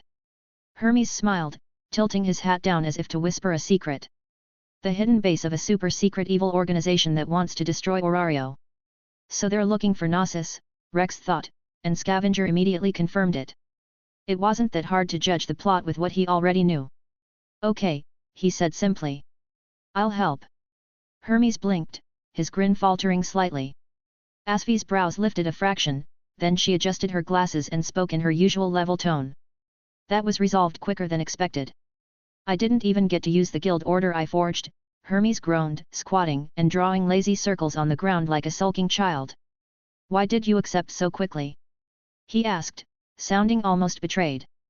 You forged a guild order. Rex thought but didn't say aloud.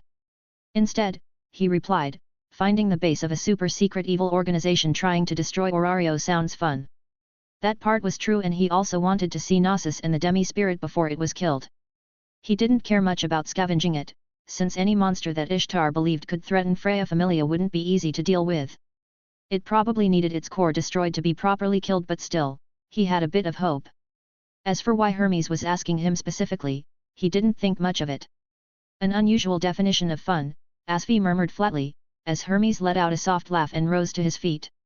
Well, I'm glad you'll help, Hermes said, reaching out his hand toward Asfi. The aqua-haired girl opened her cloak and pulled out a folded cloth from one of her many pouches, handing it over. But if you're going to help, Hermes said as he handed the white cloak to Rex, you have to wear this. It's a cloak that helps you blend into the shadows. Rex unfolded the cloak and frowned. It looked suspiciously like a certain Triple K organization's robe. He stared at the cloth, then at Hermes, who flashed him a wide grin. All right, he had already used Scavenger on it and found out it wasn't a magic item, but decided to humor the god. I'll get going then, he said as he closed the gate behind him. Oki, Hermes waved as Rex walked past him. I wish you well on your mission, Rex. Rex waved over his shoulder, and after he was out of earshot, Asvi glanced at the grinning Hermes. It was unwise to tell him to wear that, she said, but Hermes only chuckled. Author's note: apologize for the delayed post, hope this chapter was worth the wait. Now, what would Rex Magnus Lapis discover in that second dungeon known as Deadless Street, the place where he was born? Will there be difficulties on his quest, or will it be a smooth ride? What is that cloak Hermes gave him for?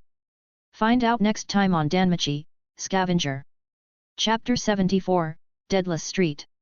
Deadless Street was an expansive residential quarter located in southeast Orario. Residential though it may have been, its architectural makeup bordered on the obtuse. Stairs ran the length of multi-storied buildings, rising from the stone in all shapes and sizes, and the sheer number of alleyways and side streets was enough to confuse even the most directionally gifted. It was called the dungeon on the surface, and for good reason. One wrong turn was enough to become forever lost in the neighborhood's maze-like roads, and not just for those unaccustomed to its twists and turns. Even those who had long lived there had to be careful lest they lose their way. It had been constructed close to 1,000 years prior, almost immediately after the gods descended from the heavens in what was known as the Divine Era. A monument to Orario's past artisans, it was created by the renowned craftsman, and its namesake, Deadless. The sun had just started its ascent from the eastern horizon when Rex began his trek into Deadless Street. Around here, if it was possible to disregard the signs of modern life, laundry hanging on lines, old folks absorbed in their games of chess along the roadside, it was easy to mistake the area for a set of ancient ruins. Many of the city's underprivileged made Deadless Street their home, a nesting ground for rogues and thieves. Though this lack of public order wasn't obvious by looking at the locals, it wasn't a safe location at all. The area certainly made for a perfect place to hide a second entrance to the dungeon alongside other plans of nefarious intent. Rex had already found the entrance into Gnosis even before stepping into Deadless Street, but finding the entrance so quickly would draw the wrong kind of attention. So, he chose to kill time by wandering around for a bit. Still, something about today felt especially sluggish. The kind of morning where you swear hours have passed, only to find it's been just 30 minutes. Honestly, I feel like the next few days will be like this. He sighed internally as he walked out of an alley. I wish something interesting while I wait for the Ishtar event to be over. He paused, glancing to the side where a group of women stood near a fountain at the center of the square. Over 30 members of the Loki Familia were gathered there, likely mid-discussion before they noticed him. Among them were Riveria, Ace, the Amazonas twins, Lafia, several other unrecognizable faces, and at the front of the group stood Loki herself. I guess the Loki Familia are also searching for the entrance, he thought, as he inspected them. The guys part of the Familia are probably somewhere else, but why did they all stop to stare? He knew he wasn't nearly handsome enough to catch everyone's attention, especially with his face hidden beneath the cloak's mask. Deciding not to think much of it, he casually turned and began to walk away. Hey! One of the twins barked sharply. He glanced back to see her standing tall, one hand on her hip, the other pointing straight at him. You masked guy! Stop right there! Around her, the rest of the group watched in silence, their attention fixed solely on him. Which one is that? Tiona or Dione, he wondered, his eyes drifting down to her chest. Ah, that's Tione. There was one easy way to remember whose name belonged to whom: Tiona for A cup and Tione for E cup. Pretty simple. But, he was too shy to approach them and get surrounded by a bunch of girls, especially when they were so good looking. So he looked away and continued walking. I said stop, bastard. He glanced back to Tione just in time to see one of her fist inches from his face. Time slowed as multiple thoughts ran through his mind. Why is she attacking me? Obviously, she wouldn't do that without a reason. Did she mistake me for an enemy? She did. And since my face is hidden, there's no way she recognized me. So why the mistake? The cloak. Hermes gave me a cloak that belongs to Evil Us, didn't he? He did. Why the fuck would he do that? Maybe he wanted to test me? See my true prowess? But isn't there a better way to do that? No, he probably just did it for the laughs. Yep, that's the reason. But what if I died because of this? Look, there's a fist flying at my face, and it's too fucking late to dodge. Doesn't seem that powerful. Probably enough to knock out a level 1, maybe disorient a level 2. So she doesn't want to kill me, she's trying to capture me for questioning. Makes sense. So, should I let myself get caught and reveal who I am or... Wham! Her fist slammed into his face, and since it didn't hold much power, it felt like getting hit by a child. Suddenly, before she could react, Rex spun on his heel and drove a brutal right hook straight into her ribs. The strike landed with a sharp thud, enough force to send her sliding to the side, her bare feet picking up dust on the uneven paved ground. She blinked at her ribs, surprised, and then looked up at the man whose lower face was covered in a white mask, her dark green meeting his amber eyes staring at her. Then she saw him smirk under his mask. "Ha!" he laughed softly, instantly turning around. Leaning forward, he dashed back into the alley he had emerged from. "That little..." Tioni quickly dashed after Rex, roaring, "Better pray I don't catch you." "Tioni!" Loki shouted, causing the Amazoness to freeze in her tracks. "It's too convenient." Riveria stepped forward with a calm voice. "An Evil Us member appearing alone, precisely when we arrive, it's clearly a trap." "Exactly." Loki nodded. "And judgin' from that punch, he ain't some scrub either. First class, most likely. No idea what he's trying to pull, but we ain't biting. Aren't we being a little too careful?" Tioni asked. "I mean, we've got all our girls here. What could he possibly do? You remember Maren? That little pain in the ass ambush?" Loki replied, shaking her head. "Can't ever be too careful, especially if they know this place like their own damn bedroom." Her words sank in fast. Nobody wanted another Maren incident when the Loki Familia had kidnapped Lefia and almost got both twins killed at the hands of Argana and Bak, who had planned to use them as sacrifices to reach level 7. "Yet. I remember," she muttered with a sigh. "Fine. We'll play it safe." Just then, the man peeked out from the alleyway, staring at them before stepping into view. He gestured at his face and then his clothes, as if acknowledging his disguise. "Yet, we know you're Evil Us," Loki muttered. He pointed at them, then himself, then toward the alleyway with both hands, before jogging in place almost theatrically. "We're not chasing you," Loki said flatly. He stared at them a moment longer, sighed visibly, then turned and casually walked away, disappearing down another path. The group exchanged glances, each of them thinking the same thing. That trap was so obvious. "All right, then," Loki called, drawing the group's attention as she stretched her arms behind her head. "Let's get this party started, shall we? We'll split up here and use this square as our meeting point. 2 groups for now, it's way too easy to get lost in this place. Any more than 2 groups and we risk thinning ourselves too much," Riveria said. "Especially in a place like this, where even a wrong turn could split us apart." The girls nodded, and Riveria took charge of organizing them into 2 units. One, led by Loki and Riveria, consisted mostly of lower-level Familia members. The second included their close-knit elite, Ace, Tioni, and Lefia. Before the second group departed, Loki approached the 4 leaders. "If you see that guy again, don't chase him," she said pointedly, locking eyes with Tioni. Tioni waved a hand, forcing a smile. "Don't worry, I understand," she reluctantly said. "Still, he was kind of funny, right?" Tiona grinned, elbowing her sister. "All that silent mime stuff." "Funny, all right," Loki muttered, still staring in the direction Rex had vanished. She had recognized those amber eyes the moment she saw them, though she chose to keep it to herself.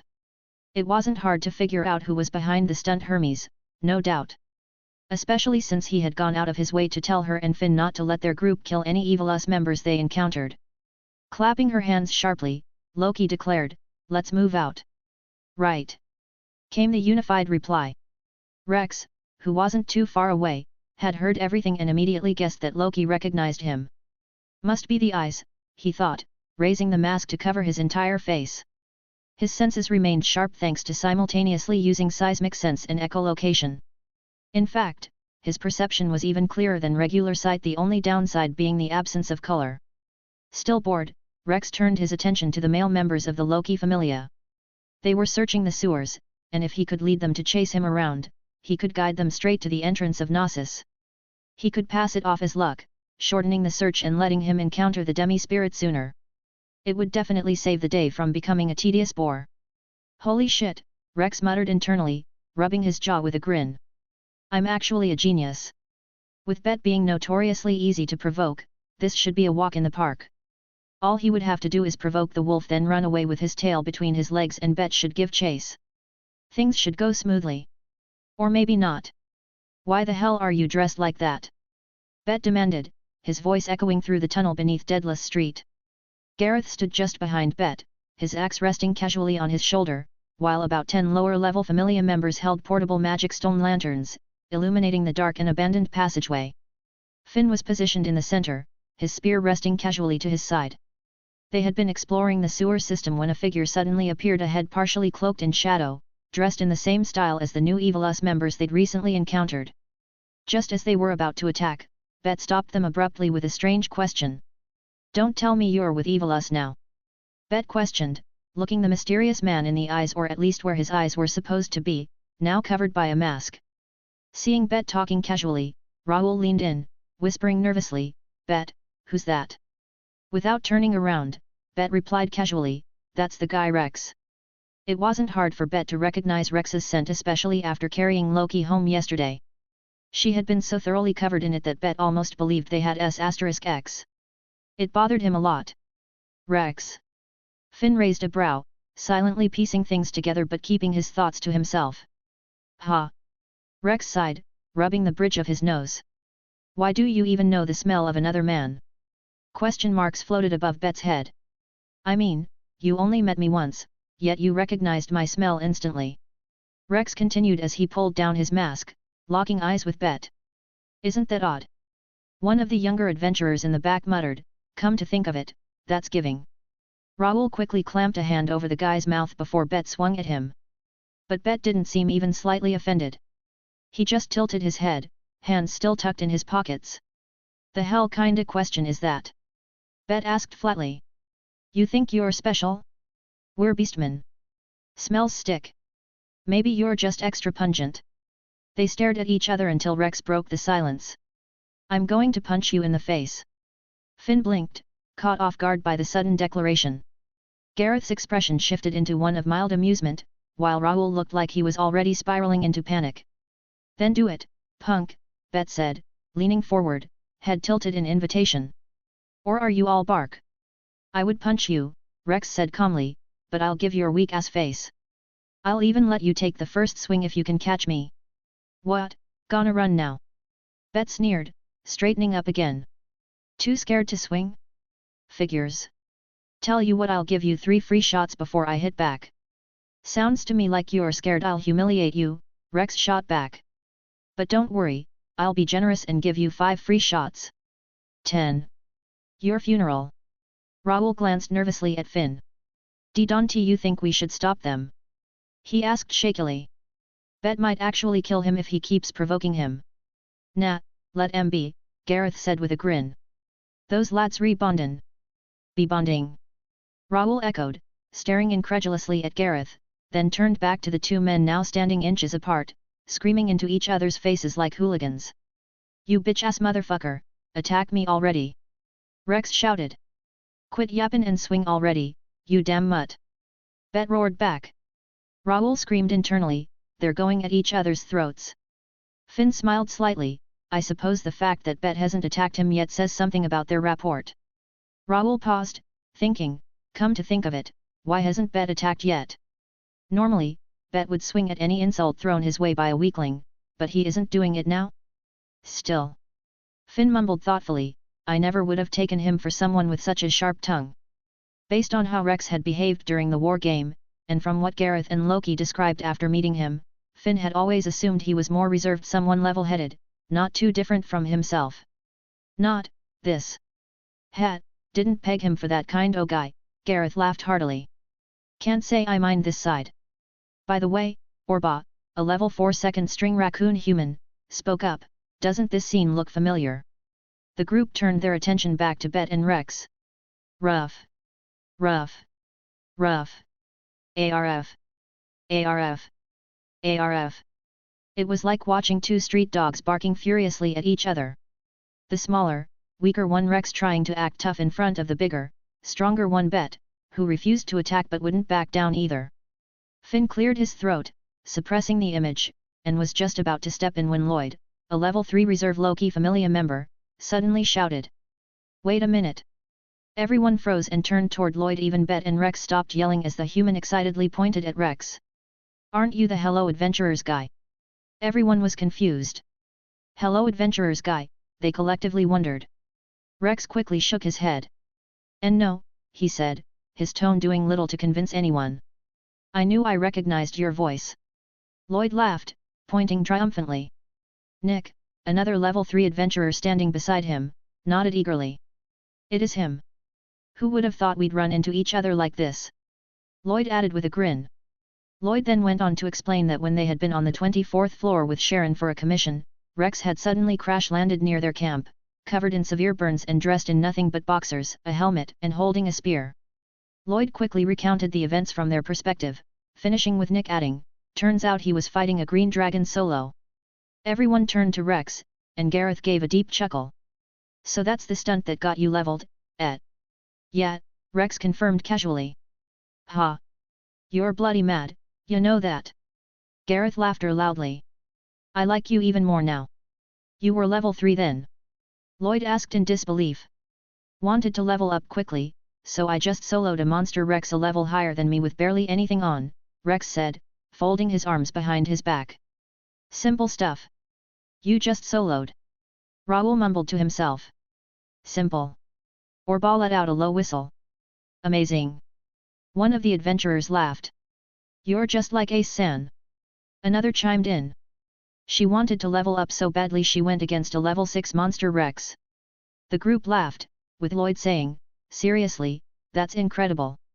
Nick nodded. "Even Raoul couldn't solo a green dragon at level 4 and you did it at level 3. That's because it flew." Raoul quickly defended himself. Orba shook his head. "Even before it flew, you couldn't deal with its overgrowth or poison." He pointed straight at Rex. "But he did. At level 3. Raoul glanced at Rex, still cloaked in the garb of Evilus, but the man merely brushed it off with a relaxed wave. "Don't think too much about it, Raoul," he said with a faint shrug. "Adventurers have different strengths. I might be able to take down a high-category level 4 monster at level 3, but that doesn't mean I would beat a level 4 adventurer. Different fights call for different skills, different instincts." A few heads nodded, some murmured agreement. Even Finn gave a small smile, quietly surprised by how level-headed Rex sounded in contrast to the wild energy he had shown earlier. But just then, Rex went on. "But that doesn't mean I couldn't beat a level 4 when I was still level 3. Honestly, it would have been a walk in the park. Super easy. Barely an inconvenience." He looked directly at Raoul, speaking like he was stating the obvious. "That's why you shouldn't compare yourself to me. We're just different, our talents are leagues apart. Like trying to compare the ground and the sky. It doesn't make sense." At his words, silence fell over the group. Even the distant sound of dripping water seemed to pause. Raoul stood frozen, his face darkening. After several heavy seconds, Finn finally cleared his throat and broke the silence. "I take it Hermes gave you that cloak to resemble one of them, hoping they might approach you, and you could follow them back to their base." "I guess." Rex replied with a shrug. "Hermes gave me the cloak this morning and asked me to wear it while searching for the base of some super-secret evil organization trying to destroy Orario," he said as he pulled down his mask fully to reveal his face. Finn nodded. "So, did you come across anything while you were down here?" "Coming from the southeast part of the sewer, I did find something interesting," Rex answered, pointing back the way he came with his thumb. It was a hidden staircase leading down. It looked way too well maintained for an old sewer system. Finn's features sharpened. "What exactly did you find down there?" Rex tilted his head in confusion. "I didn't go down." They stared at him in silence. If that really was the base of some super-secret evil organization trying to destroy Orario, what exactly was I supposed to do on my own? So I decided to find someone and report it instead. "Just say you're scared," Bet muttered. Rex shrugged. "If you're the kind of person who would wander into the base of a super-secret evil organization trying to destroy Orario all by yourself, then you're just stupid. Please just say Evilus base." Finn smiled slight. "That whole phrase is a mouthful." "All right." Rex nodded as he turned around. "I'll lead you guys there, then." Without another word, Rex took off running. The others quickly fell into formation, boots thudding against the stone as they moved in sync. Rex stayed several strides ahead, guiding them deeper into the shadows of the sewer. As they ran, Gareth called out to Bet, "So why didn't you attack Rex?" Rex's ears ahead perked up too, also curious as to why the hell didn't Bet chase him? Bet was an easy-to-anger tsundere, so his curse should have definitely get the wolf's blood boiling. Getting chased would have made things easier and more fun. "You're not the type to keep talking even after being provoked like that," Gareth added. Bet stared at Rex's back as he ran, the white evilus cloak fluttering slightly behind him. "Beastman instincts," he finally replied. The other beastkin in the group gave subtle nods, silently acknowledging Bet's words. Meanwhile, the human and elven members exchanged puzzled glances, clearly left out of whatever unspoken instinctual understanding had just passed between them. "Makes perfect sense," Gareth said with a nod. "I know you don't get it, old man," Bet muttered, causing Gareth to cough awkwardly as the others chuckled. As for Rex, he was just confused. He thought Bet would have been easy to provoke. He should have been. And Beastman instincts didn't explain anything. It reminded him of the time Ace recognized his voice and told him he sounded like Belle. Belle? How the fuck was that possible? They didn't sound anything alike. It still bothered him. He didn't get it. I should ask her later. And now Bet was acting strange too and blaming it on instincts? "Yo," Bet suddenly called out and Rex glanced over his shoulder. "You're not a level 4, are you?" the wolf asked. "I am a level 4. He said, "but you could say I have the combat capability of a level 5. "What?" Rawl's voice cracked as it echoed down the passage. All eyes turned to him and he shrank a little, clearing his throat. "Didn't you just hit level 4? He asked with a lower tone. Rex gave a nonchalant nod. "What can I say?" He faced forward again. "I'm built different." Arrogant. Everyone thought. They followed him deeper into the sewers, and after a while of more casual chatter, Bet suddenly came to an abrupt stop. The other animal people, apart from Rex, had also sensed whatever Bet did a moment later, causing them to stop. "What's wrong, Bet?" Finn asked as everyone stopped, watching Bet look around sharply. "I'd know this stink anywhere." "Violas," Bet growled. "Rex a brow." "Violas. A new plant-type monster," Gareth explained quickly. "Keep leading us." "I'll explain on the way," Finn ordered, seeing no reason to withhold information now that Rex had been pulled into this by Hermes for unknown reasons. They started running again, this time with Bet in the lead, following the smell. They passed through a rusted, double-swinging iron gate and crossed an old stone bridge, their footsteps echoing between the walls, quickening with urgency. Finally, a hidden staircase. It was wide enough for 5 men to walk down side by side, and just as Rex had described, it looked far too clean and well-maintained for this decrepit corner of the city. "We found nothing last time, and now this just shows up," Bet muttered. "Seems pretty damn fishy." A wave of unease rippled through the group as Finn and Gareth exchanged a quick, silent glance before nodding. The team began their descent down the staircase, each step echoing in the silent dark. Finally, the passage widened and gave way to a broad hallway, dimly lit by the glow of their lanterns. And at the far end, a gold door. Raoul murmured. "That shine, it's orichalcum," Gareth said, astonished. The double doors stood nearly 4 meters tall and about 2 meters wide, forged from gleaming orichalcum that shone like molten gold under the lantern light. It was sculpted with twisted, spine-like patterns and flanked by monstrous carvings, with the gargoyles standing on each side of the door and one at the top, their eyes glowing red. Impressive, Rex thought, eyes locked on the ornate surface. Definitely a door worthy of an artificial dungeon. From the back of the group, he watched them all take it in. He then looked towards Finn that was inspecting the door in deep thought, his thumbs on his bottom lips. "I probably pushed the discovery of this door forward by a whole day," he thought. "And since it's still early morning, they'll explore this base today." Which meant today might also be the day Loki Familia kills Ishtar's Bowl of Heaven. I should let the goddess know. Author's note, only 2 chapters this week. That's diabolical. Next week might only be 1, my bad. But after finals I will be free, so I would go back to the regular posting, so don't worry my lovely readers. Also, way ayot. While I was away, I got to 10,000 collection and 2 million views. Doesn't this put me amongst one of the better books in web novel? I mean, I have 10k and collection while having sub 100 chapters. Damn, I am loving it.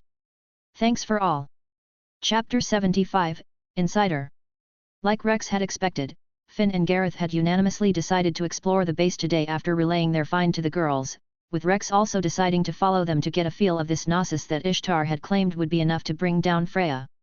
He returned home to quickly prepare himself, wearing his base black long-sleeved shirt and pants with red accents, and black boots. Over that, he wore his breastplate, utility belt filled mostly with mind potions and his dual concealed daggers. The rest of his equipment was packed in his bag: helm, armored boots, gauntlets, dual swords, a halberd, a spear, and a few more potions. Before heading out, he needed to inform Ishtar that Gnosis had been found. But going directly to her would take too much time and risk drawing unnecessary attention. So, he decided to let Xanis handle it. He left his room, locked the door behind him, and headed straight for Xanis's office. After a single knock, he stepped inside and found Xanis at his desk, not buried in paperwork for once, but reading a rather thick book. Xanis looked up, eyeing Rex's gear. "You heading into the dungeon to assist with those 3 girls level up?" he asked as Rex closed the door behind himself. "Nah, got something else to do," Rex replied, pointing at Xanis. "And I need you to do something for me." Xanis lowered his book. "What is it?" Rex lowered his arm, eyes steady. "I need you to go directly to Ishtar and tell her this." He paused, drawing the moment out. "Gnosis." Another pause. "Has been found." A long silence settled over the room, broken only by the faint chirping of birds drifting in through the open window as the 2 men stared at each other's. "Why the unnecessary pause?" Xanis dryly asked, breaking the silence. Rex shrugged. "Wanted it to sound more dramatic." "It didn't work," Xanis said flatly, cutting Rex off before he could finish. "Don't do that again." "Okay." Rex nodded in understanding, before saying, "Just tell Ishtar the Loki Familia found Gnosis and they're planning to explore it today." "Gnosis, hey?" Xanis mumbled, adjusting his glasses. "You know about it?" Rex asked, catching the shift in tone. "Heard the name once or twice." He replied with a shake of his head. "That's it. I'll fill you in later," Rex said, already turning for the door. "For now, just pass on the message directly to the goddess." Xanis closed his book and stood. "I'll get to it. Adios." He waved, shutting the door behind him. Passing through the 4th floor commons again, Rex asked a random NPC about the 3 musketeers, and was told they were leaving for the dungeon with Daphne, Cassandra, Lissos, Chandra, and even Hyacinthos had joined them. It turns out they were going to level up, and with that lineup, he figured there was nothing to worry about. "Well then." Rex stretched. "Let's get going." It didn't take long for Rex to reach Deadless Street again, and a brief walk through the sewers brought him to the stairway leading down to Gnosis entrance.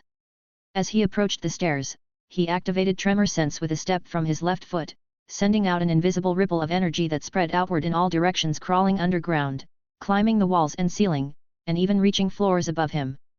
In moments, the space within a 50-meter radius lit up in his mind with 3-dimensional clarity far sharper than any natural sense could offer. From that scan, he confirmed that no one from the Loki Familia had arrived at the front gate yet, but something else stood out. "Seismic sense can't penetrate the dungeon," he frowned slightly. He hadn't used seismic sense earlier when he found this place with Finn's group, so this was news to him. Descending the dark stairs, using echolocation to move through the darkness, he reached the massive door leading into Gnosis. Stopping a few meters away, he stomped the ground with his right foot, sending out another circular pulse of energy. It flowed freely behind and beside him, even crawling through the underground layers, but when it moved forward, the waves collided hard with the door and some sort of barrier beyond. No matter how deep the seismic waves tried to go, they were completely blocked from passing into Gnosis. "I expected Tremor Sense wouldn't pass through the door, but the walls too," he thought as he stomped again. Same result. "Don't tell me the walls are made of orichalcum." Scavenger had rated that low quality, false.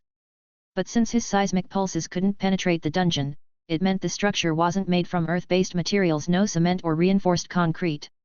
After walking through the possibilities of other materials the wall could be made of that isn't earth-based, Scavenger confirmed it was made of adamantite.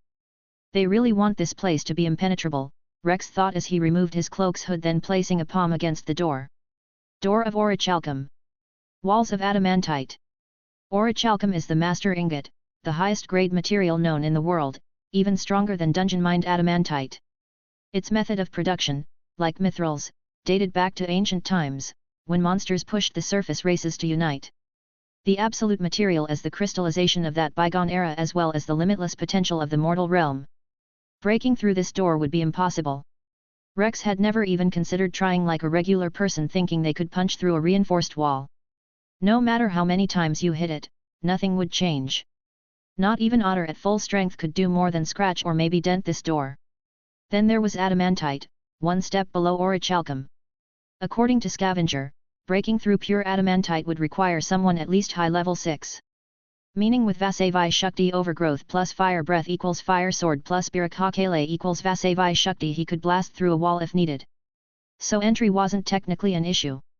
I guess that's how they'll get in, he thought, placing his hand on the wall beside the gate. A quick seismic pulse told him there was only a meter of false stone between his palm and the hidden adamantite wall of the dungeon. I don't see any other way in. He glanced back at the sealed door to the side. Unless someone opens that on purpose, but I doubt it, he thought, pulling his hand back and stepping away to observe the gate again. This place is seriously impressive. He sighed. Too bad the guild's probably gonna confiscate it after this. It would have made a great base, but he wasn't stupid enough to challenge the guild for ownership. What do you think? A voice called out. Rex turned to see Finn approaching, dressed in a yellow vest over a purple long-sleeved shirt and trousers, with his spear held at his side. He could hear the others behind him. God, this is going to be awkward, Rex thought, already mentally bracing himself.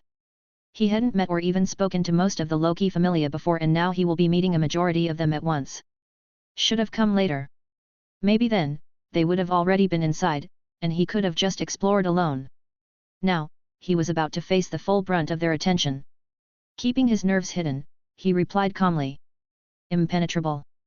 He turned back to the gate. Door of orichalcum and wall of a. Rexy. Came that high-pitched, cheeky voice, causing him to sigh internally. Good morning, Goddess Loki. He greeted as he turned around to face her, not having time to react when. Smack. A body collided full force with his chest, but instead of flesh meeting flesh, Loki's forehead slammed into the curve of his armored breastplate. The impact sent her tumbling backward with a yelp, her legs flipping up before she landed flat on her back. Damn ow, she groaned, holding her head like it was cracked. Why the hell are you wearing armor? I'm about to explore the base of a super-secret evil organization trying to conquer the city, he said, walking over and extending a hand to help her up. But bet don't wear no breastplate. She huffed, grabbing Rex's hand like a whiny kid. We have different fighting styles. Rex hoisted the goddess to her feet. He is more agility-based and I am an all-rounder, so I need this when I decide to go tank. He said, which caused Finn to nod just as Loki pulled his cloak and peeked inside with a defeated sigh. Ugh, cold and metal, she whined. I miss the squishy ones. Finn strained a smile at his goddess. Having heard from Bet on how she was found, he knew exactly what Loki was talking about. Does she have no shame? Rex thought, staring down at the goddess with an unreadable expression. Just then, a new voice called out to him. Mr. Rex. He looked past Loki to see the voice belonged to Tiona, who was walking toward him with a bright, cheerful smile like a child who had just spotted their favorite toy. Like most Amazonesses, she wore revealing clothing, a tube top that barely covered her modest chest and a pareo tied around her waist. Balanced casually on her shoulder was a massive double-bladed sword, longer than she was tall, but what truly caught Rex off guard was the fact that she was barefoot. We're in the sewers. Rex screamed internally. She's raw-dogging it in the sewers. I finally get to meet you. Tiona chirped, her eyes sparkling with excitement. But she stopped mid-step when she caught sight of Rex's expression, pure, undiluted disgust. Don't talk to me, he said coldly, glaring down at her with sharp amber eyes as a dark shadow covered his face. Tiona uttered as a heavy silence settled over the group, all eyes shifting to Rex in surprise. Even Loki raised a brow at his reaction. I'm shy, Rex added stiffly, trying to salvage the moment. He is shy. The thought echoed through everyone's heads. That's not what shy looks like, Lefia whispered to herself. Disgust on his face, eyes narrowed like she had offended his entire bloodline. He wasn't even trying to hide his emotions. Tiona, unfazed, smiled again. Ah, don't be shy, she said as she reached out to tap Rex's shoulder.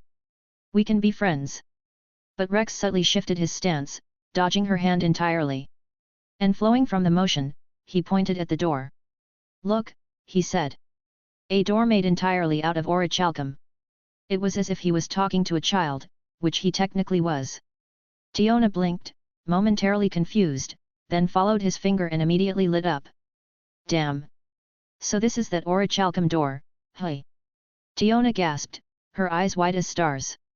She rushed forward in awe, practically bouncing on her heels as she craned her neck to take in the full height. It's huge. You could fit a Goliath through here, maybe two. Loki strolled up beside her, hands in her pockets, grinning ear to ear. Yeah, if we're staring at a goofy-looking door like that, we've gotta be sitting on something juicy, hey! She said, eyes gleaming. Looks like their top-secret hidey hole. But how are we supposed to get this thing open? Gareth asked, stepping up for a closer look at the door. No. Keyhole. No handle. Nothing mechanical. Sealed up tight as stone. Just then, as if to answer him, the massive door creaked. Slowly, the orichalcum gate rolled upward into the rock. Everyone watched in bewildered shock as the way before them was opened to the dense blackness of the passage beyond, magic stone lanterns illuminating the path with blue light, trembling like will-o'-the-wisps in the shadow. Ain't no way! Rex screamed internally. They really opened the door for us. Then what was the point of making it impenetrable? It was obvious this was a trap, but at least make it less obvious. Gareth whispered, Finn. Yes, I saw it too, Finn replied, his eyes narrowing. It's our masked friend. The one who opened the door is that creature. Just before the door had opened, Finn's sharp gaze had caught a glimpse of a figure disappearing into the shadows, a bluish-purple robe and a bizarrely patterned mask. He recognized it from their encounters in the 24th floor pantry and on the 53rd floor. Their enemy was inviting them in. Who? Rex thought, glancing at the two whispering executives. He hadn't seen anything because senses increased mostly with level UPS, not fauna boosts. So, while he had the stats of a level 5, his sensory stats were still around level 3 or maybe 4. Wuya caught all that in a blink. Loki whistled, squinting into the dark with a hand over her eyes. Damn, you got hawk eyes. I ain't seen nothin'. Similarly, the rest of the second class and below adventurers hadn't seen anything either. Rex glanced at Loki before looking at the other Familia member stats. Next time I see this person, I should look at their stats and try to find. His mouth fell open as his eyes locked onto a black-haired elf. He muttered. Ace, who had somehow appeared beside him without a sound, glanced up at him with her usual expressionless face. Her golden eyes landed on his face as she tilted her head slightly, clearly puzzled by his sudden shift in demeanor. Rex waved her off. I saw something, he said, and she nodded with perfect understanding. With that, she returned her attention ahead as Finn sent Bet and a level 4 Chienthrope, Cruz, to scout ahead. Ha! Rex placed his palm over his face and sighed, peeking through his fingers as he stared at the elf Philvis. What an interesting girl! He thought. Sometimes, you saw something in someone and simply wanted them not for who they were, but for what you saw in them. For example, when Freya sees an interesting soul, she takes them for herself even if they are a mass murderer or something. Rex couldn't blame her anymore, he was experiencing the same thing. He had seen a status that seized his attention, one that surpassed anything he had seen before, maybe even rivaling his own. And he wanted her in his Familia, no matter what it took. A level 7, with a magic that splits her in two, he thought, stunned. How the actual fuck is she even a level 7? His eyes widened behind his palm. Monstrum Union, he read. She was turned into a hybrid, part monster, part elf by a demi-spirit? Is that why she's level 7 and uses her skill to act as a level 3? The more he studied her status, the more intrigued he became. What is this feeling? He placed his other palm over the breastplate covering his chest. Is this love? Scavenger answered instantly, definitely not. Then what is it? He quickly averted his gaze. Philvis, who had been standing quietly next to Lefia, suddenly felt a chill run down her spine. She turned instinctively toward the source and her crimson eyes landed on the cloaked outsider, the Chienthrope, who stood off to the side, one hand over his face, the other pressed to his chest. Ace stood beside him, leaning in curiously to see his expression as he looked away. Philvis narrowed her eyes. As an elf, she was used to stares. But his gaze had felt different. It was extra unsettling. She looked away immediately. Her instincts told her one thing: avoid him. Though she didn't know him or even remembered his name that was mentioned earlier, she knew not to ignore her instinct. That Gianthrope needed to be avoided.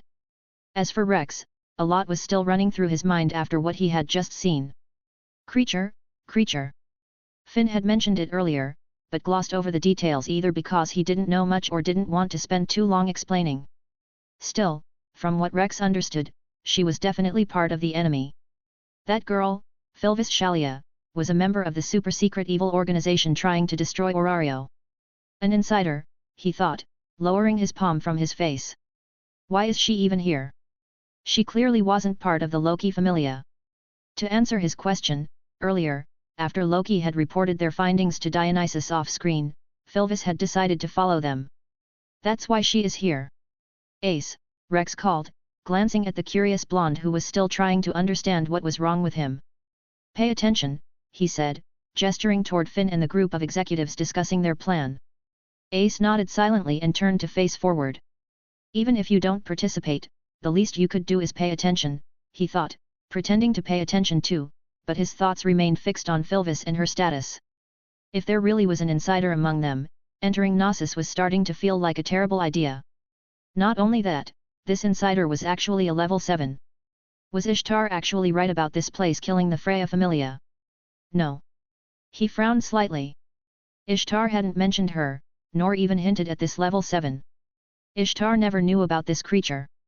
Things were starting to get a bit jumbled up in his head, and he wasn't too smart to try to connect all these pieces even with the help of Scavenger. But before he could dwell on it longer, Finn made a decision.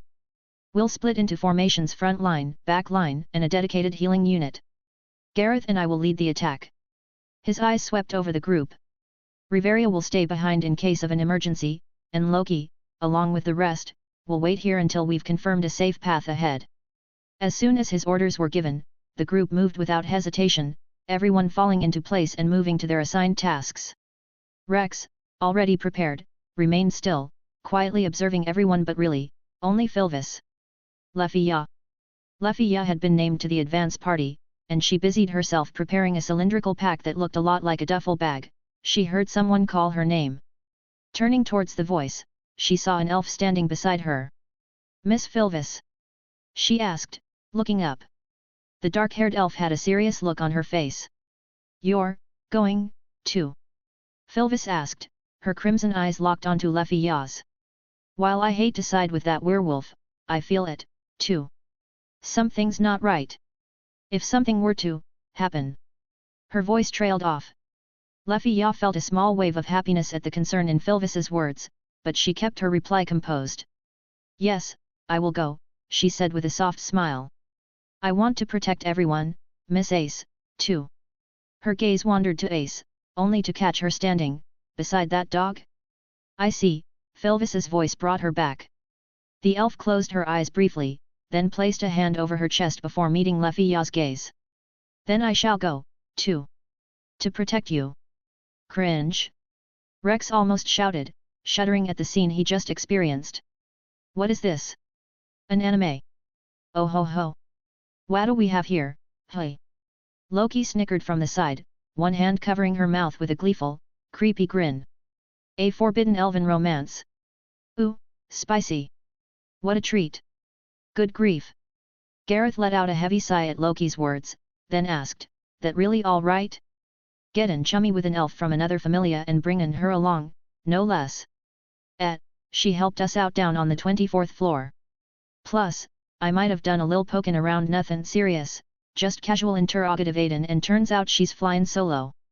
Grape bastard Dionysus ain't got nothin' to do with it, Loki said, waving it off like it was nothing. That's so. Gareth mumbled. She ain't lyin', that's for damn sure, Loki cackled. Lefia's gone and nabbed herself a real shiny night dot. Ace's ears twitched as she caught bits of the conversation between her goddess and Gareth. She glanced toward the two elves, a small smile tugging at her lips. But it didn't last. The expression faded quickly, and she turned away without a word. Rex overheard the exchange as well. Since Loki hadn't picked up on any lies from Finalizing, it meant the supposed insider genuinely wanted to protect Lefia, which was odd. But then again, even villains can have friends. What's up with her? Rex only now noticed that the blonde elf was glaring at him like he was her father's killer while clenching the hand of her duffel bag. Confused by her sudden hostility, he decided to return it with a smirk. His smirk seemed to catch Lefia off guard, but it only made her glare harder, if that was even possible. She has an interesting magic too. Rex thought as he looked away from her just as Loki and Gareth approached.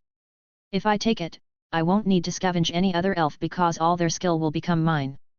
It was tempting, even more so than Filvis magic. Oi, you come in too? Loki casually asked, fingers laced behind her head. Or you hangen back and lettin' the rest of us have all the fun. Rex considered it for a moment, then nodded. Yeah, I'm interested in what's inside. He said before adding, just know I'll be running if things get too out of hand. I like my life more than I like others. I hope you understand. Coward, Bet scoffed from somewhere behind him. Nah, I getcha, Loki said, giving his arm a pat. Ain't your job to throw your life away for my brats. Just keep an eye on em, yeah. I would. Rex smiled at the short goddess. You're cool when you're not cool. He thought that sounded redundant, but no one is there to grammatically correct his thoughts, so who cares? So, what position do you prefer? Gareth asked, arms folded. If I recall right, you were more of an all-rounder, yet. Rex nodded. Support, carry, main attacker, roam, scout, healer, jungle, tank, whatever you need. The two stared at him. Though they didn't understand some terms he used, it sounded like a lot of specialty. Gareth glanced at Loki for confirmation, the goddess grinning. TCH, you're the whole damn package, she said with a sly grin and narrowed eyes. Makes me real tempted to snatch you right out from under that wine-sniffin' weirdo. That's your husband you're talking about? Rex thought as he gave a small laugh. So, like I said, anything works. Gareth gave a slow, thoughtful nod. After a short pause, he said, you'll guard the mage unit, stick to the middle line. That's it well with you. No problem, Rex nodded. This way I can stay close to Filvis. The black-haired elf shivered. Time passed as the party of over 30 quickly organized.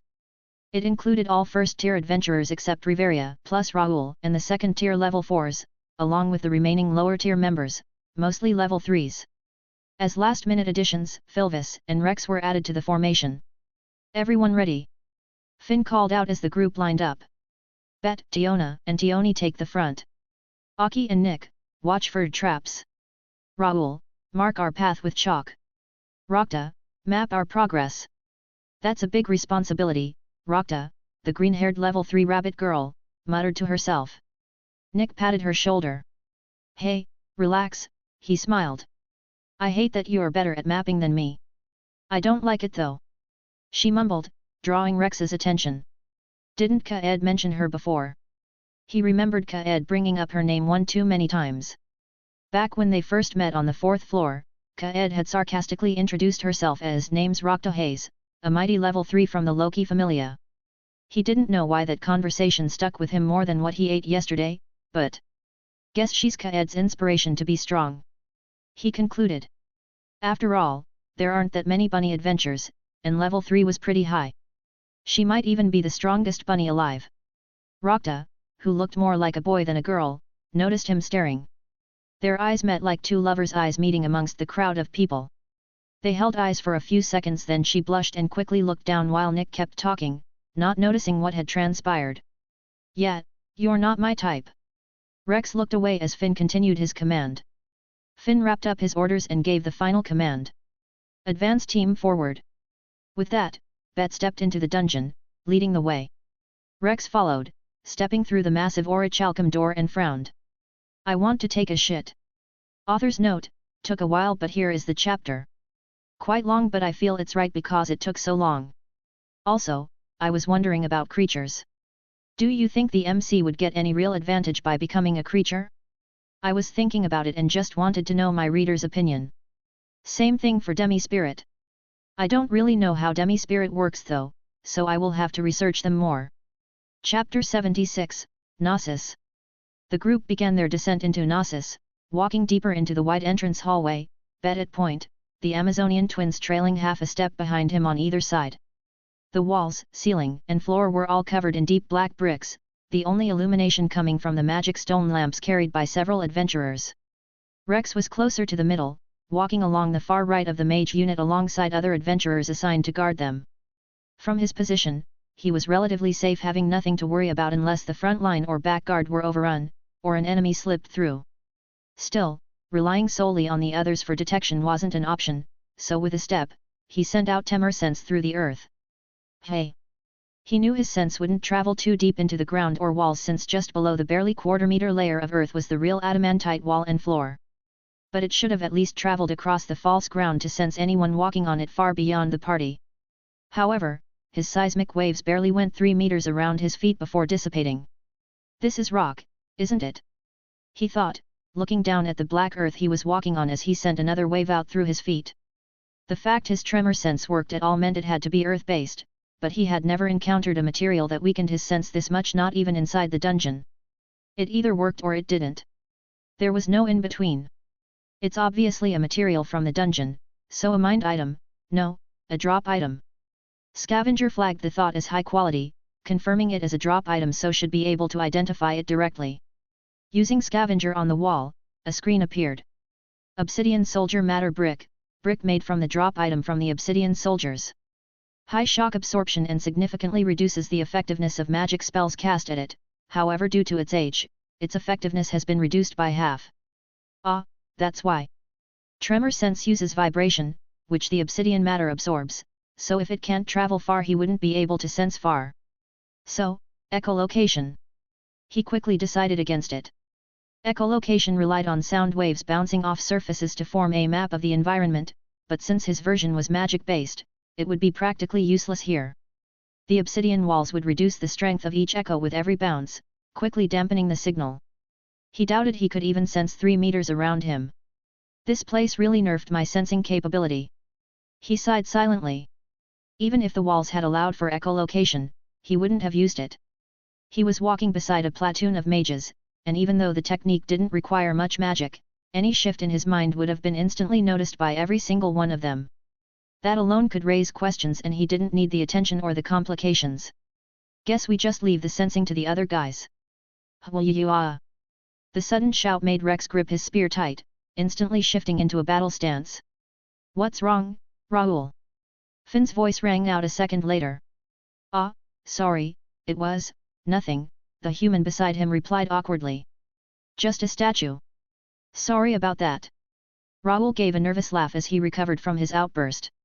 Rex let out a quiet sigh and dropped his stance, along with the other adventurers who had readied themselves for combat. A few grumbled in annoyance, but no one blamed Raoul too harshly, as in the light of his portable magic stone lantern was a demonic statue standing against the wall. If someone suddenly came face to face with that thing, they would shout too. They continued forward, and after the long stretch past the entrance of Gnosis, the path splintered in a dizzying number of directions. Forks, four-way intersections, and branching hallways stretched endlessly ahead. With every turn, the number of paths seemed to multiply. While the structure itself followed typical labyrinth design, the sheer complexity of the layout made Deadless Street look like a children's puzzle in comparison. The only methodical approach was to send 1 or 2 scouts ahead at each fork, wait for their reports on dead ends, and then test the remaining passageways one by one. The way's shut, Bet's voice called, looking up at yet another orichalcum door, this one firmly closed. Which bastard scout led us to this dead end? He barked, turning back to glare at the group. This was the path you scouted, Bet, Tioni snapped back, glaring at the wolf. It is. Gareth grunted with a nod. Guess you hadn't come this deep.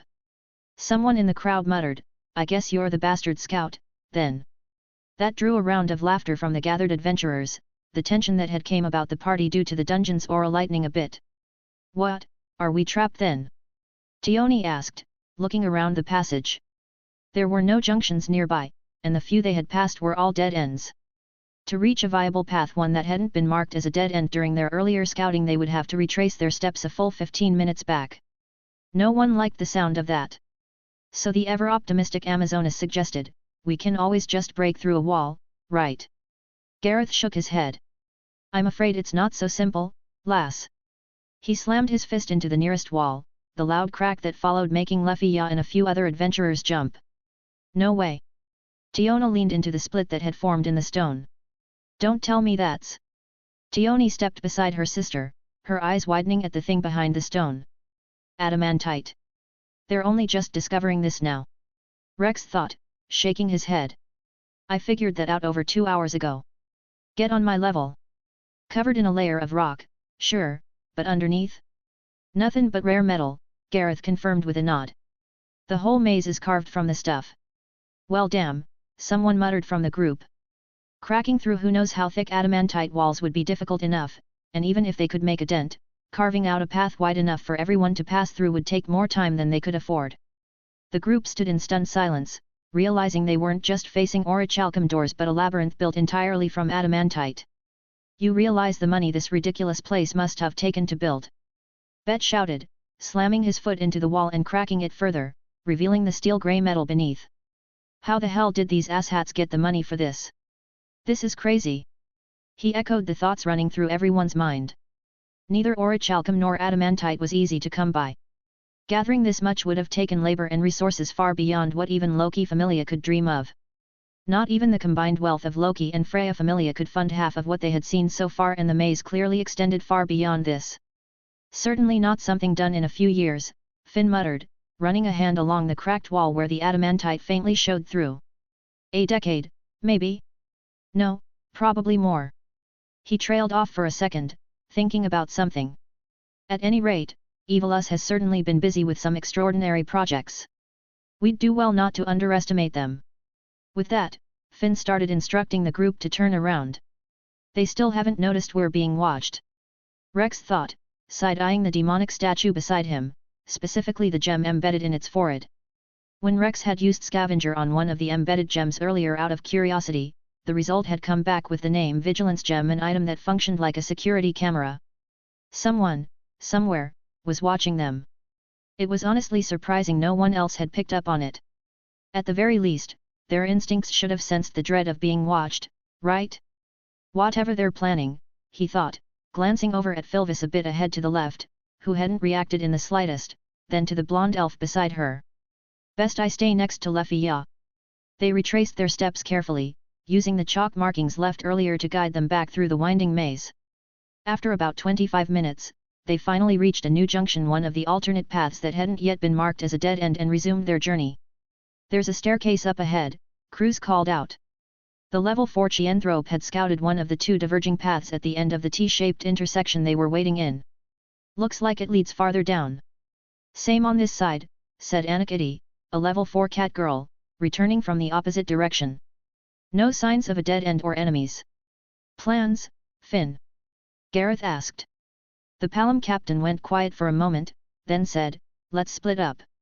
That's exactly what the group of friends says in a horror movie before everything goes to shit, Rex thought grimly. No matter which direction we take, fighting's going to be a pain with this many people if we're attacked, Finn explained. Besides, it'll be quicker this way. I just hope I'm in a team with Filvis, Rex thought, glancing at the black-haired elf whose ears twitched slightly, something he didn't notice. But knowing my luck, I don't need to worry about that. No one objected to the plan, so Finn quickly divided the party into two groups. The first consisted of 19 members, including multiple lower-level support members. To compensate, they were assigned the most first-class adventurers. Gareth, Ace, Tiona, and Tioni would head down the right path with them. The second team, smaller with 12 members, included Finn himself, along with Bet, Lefia, Filvis, and, of course, Rex. These two parties would act as the strong slow team and the fast team, respectively. I'm counting on you, Gareth. Finn gave a small smile as he extended his childlike fist. Don't let em get the jump on ye, Gareth said with a grin, returning the fist bump. Duly noted, Finn replied. I'll be on my guard. With that, the two teams broke off, each heading down their respective path into the depths of Gnosis. The staircase they descended led to more of the same winding passageways and maze-like architecture. This should be around the second floor of the dungeon now, Rex thought as he looked around. Progress is slow, but this place is almost as complicated as the large tree labyrinth, so I guess it makes sense. As strange as this is to say. Raoul suddenly muttered from beside him, glancing around. The fact that nothing's attacking us is only making this place feel even creepier. Is he talking to me? Rex thought, which Scavenger confirmed.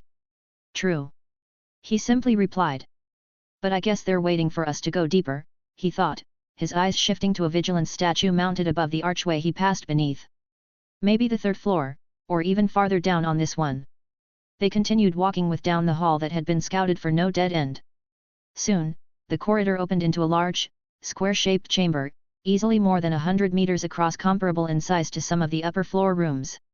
Including the entrance they had just come through, each of the 4 walls had a doorway.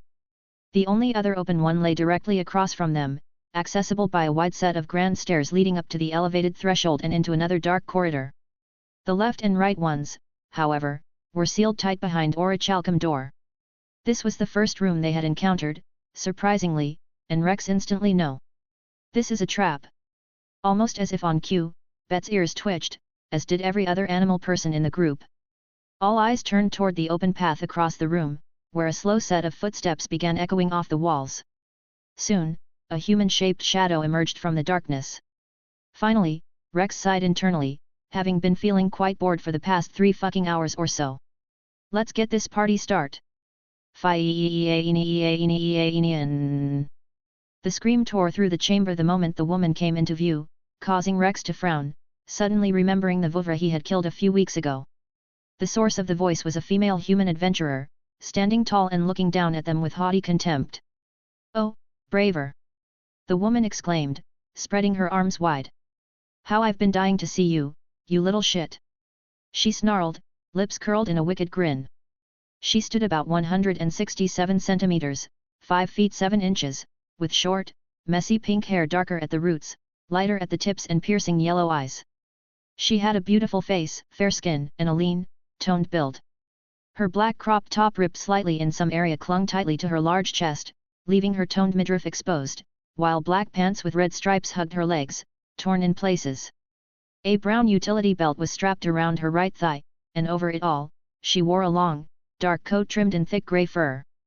Her thick-soled sandals gave her added height, and in her right hand was a jagged, sword-like weapon. "Hey!" Finn's eyes narrowed. "Valletta?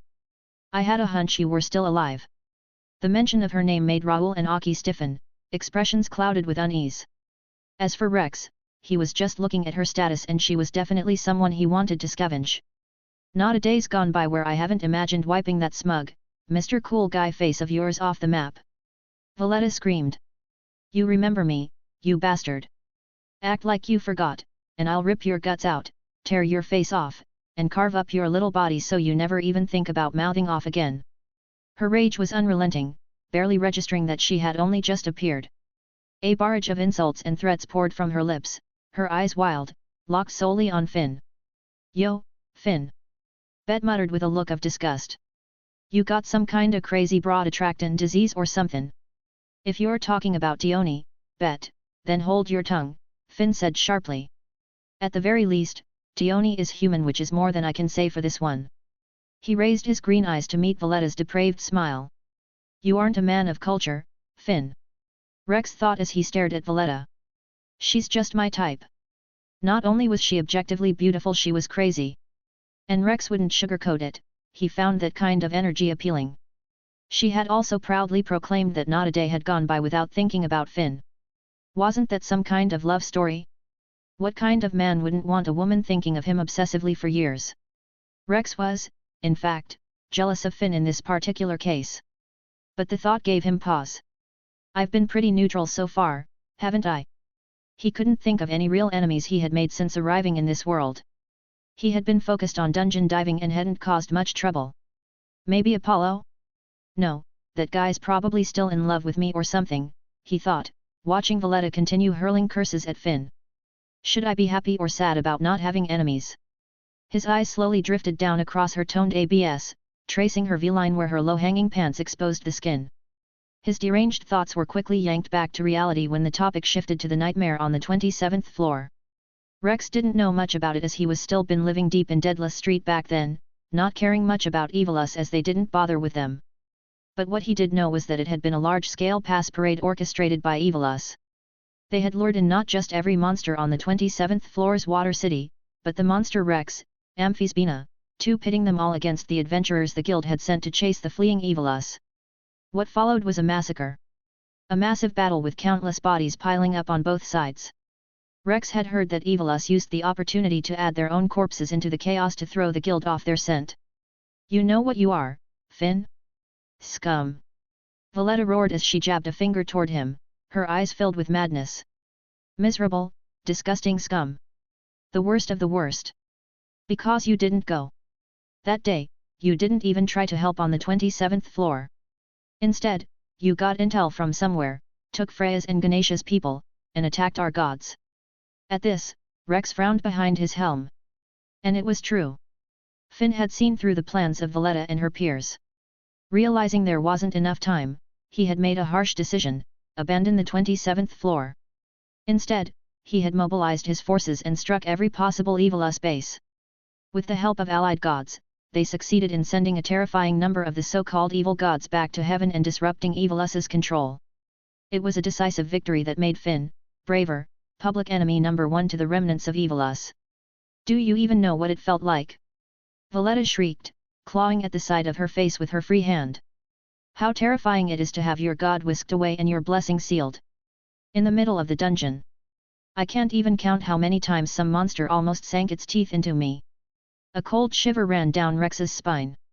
He has thought about Soma being killed while he was inside the dungeon many times before, but now that he is hearing about it, the thought was even more terrifying. He hadn't made any real enemies. No one in Soma Familia had the kind of power or reputation that would make an entire high-class familia plus their god target Soma. Honestly, only himself and Xanis through his black market deals had that kind of power, and neither of them are stupid enough to make that kind of enemy. So there wasn't any reason to worry. But just the possibility alone. "I don't doubt your suffering," Finn said, smiling slightly. "However, given everything you and your friends have done, I can't say I feel any remorse." "Take your remorse and shove it," Valletta snapped. "I don't even care anymore. Not about Evilus, not about what happened. But you? I'll never forgive you, you pretentious little freak. I promised myself that I'd pay you back one day for everything you did to me." Spit flew from her mouth as her eyes turned bloodshot, the rage of her memories overwhelming her. She looked unhinged, consumed by the past.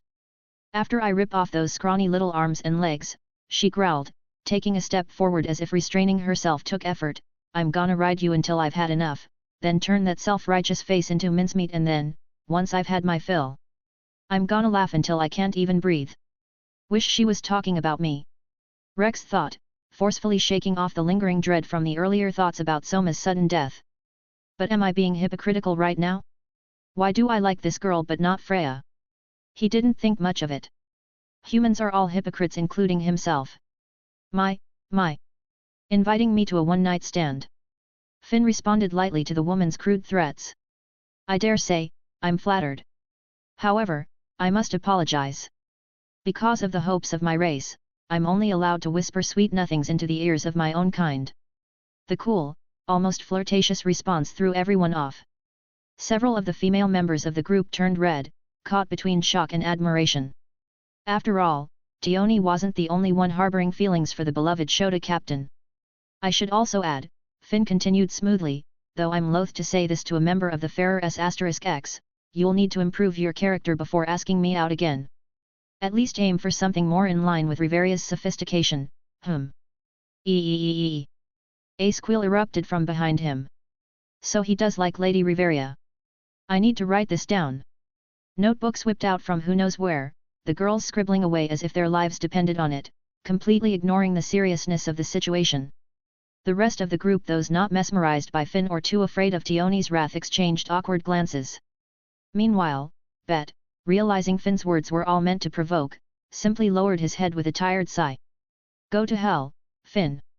On the opposite side, Valletta's rage reached a boiling point. Her face twisted in fury, veins bulging at her temple. "Oh yeah. I am definitely going to kill you. Right here and now. A bit after the fact, though, wouldn't you say?" Finn replied, voice cool. "If I've really been plaguing your mind all these years, surely you could have found a better opportunity to off me than this." "Ha!" Shit for brains. You still don't get it. Valletta cackled, her voice rising. I've been waiting for you to come down here, completely oblivious, right into our castle. You walked right in just like we planned. Her grin stretched wide, eyes glittering with glee, and this time, Finn's smile faded. This will be your grave, Valletta hissed. Let yourself be swallowed in the majesty of Gnosis, and die. Gnosis. Finn's eyebrows twitched at this. Finally. Rex thought as he got into stance. The fucking cutscene is over. Valletta raised her right arm, and with it, a small globe-shaped object. It was wrapped in a layer of dull ingot, but its core was a glowing red sphere with a single carved letter, D. The moment the sphere pulsed with a crimson flash, the heavy double doors behind them shot out from inside the sides of the archway, slamming shut with a deafening boom that echoed through the chamber. Weary trapped. Raoul cried out, spinning around as the dust shook loose from the ceiling. Get in formation. Finn commanded without hesitation. Fall in. Almost as if responding to his words, the two doors on either side of the room snapped open, and from both sides, waves of monsters surged forth. Swarms of Veelas poured into the chamber, their wide maws opening with a bone-chilling screech. So these are the new monsters everyone's been talking about. Without wasting time, Rex thought as he quickly scanned the swarm, and he discovered that half of them were level 4. A feral grin spread across his face. It's a good thing I came down here. This run, he was going to max out his stats, no doubt about it. Author's note, barely anything happened in this chapter, but I thought it was pretty good. It's used as a bridge for the later few chapters that will be the meat and butter of this arc. Hope you enjoyed it at least, and I will soon start posting regularly like I used to.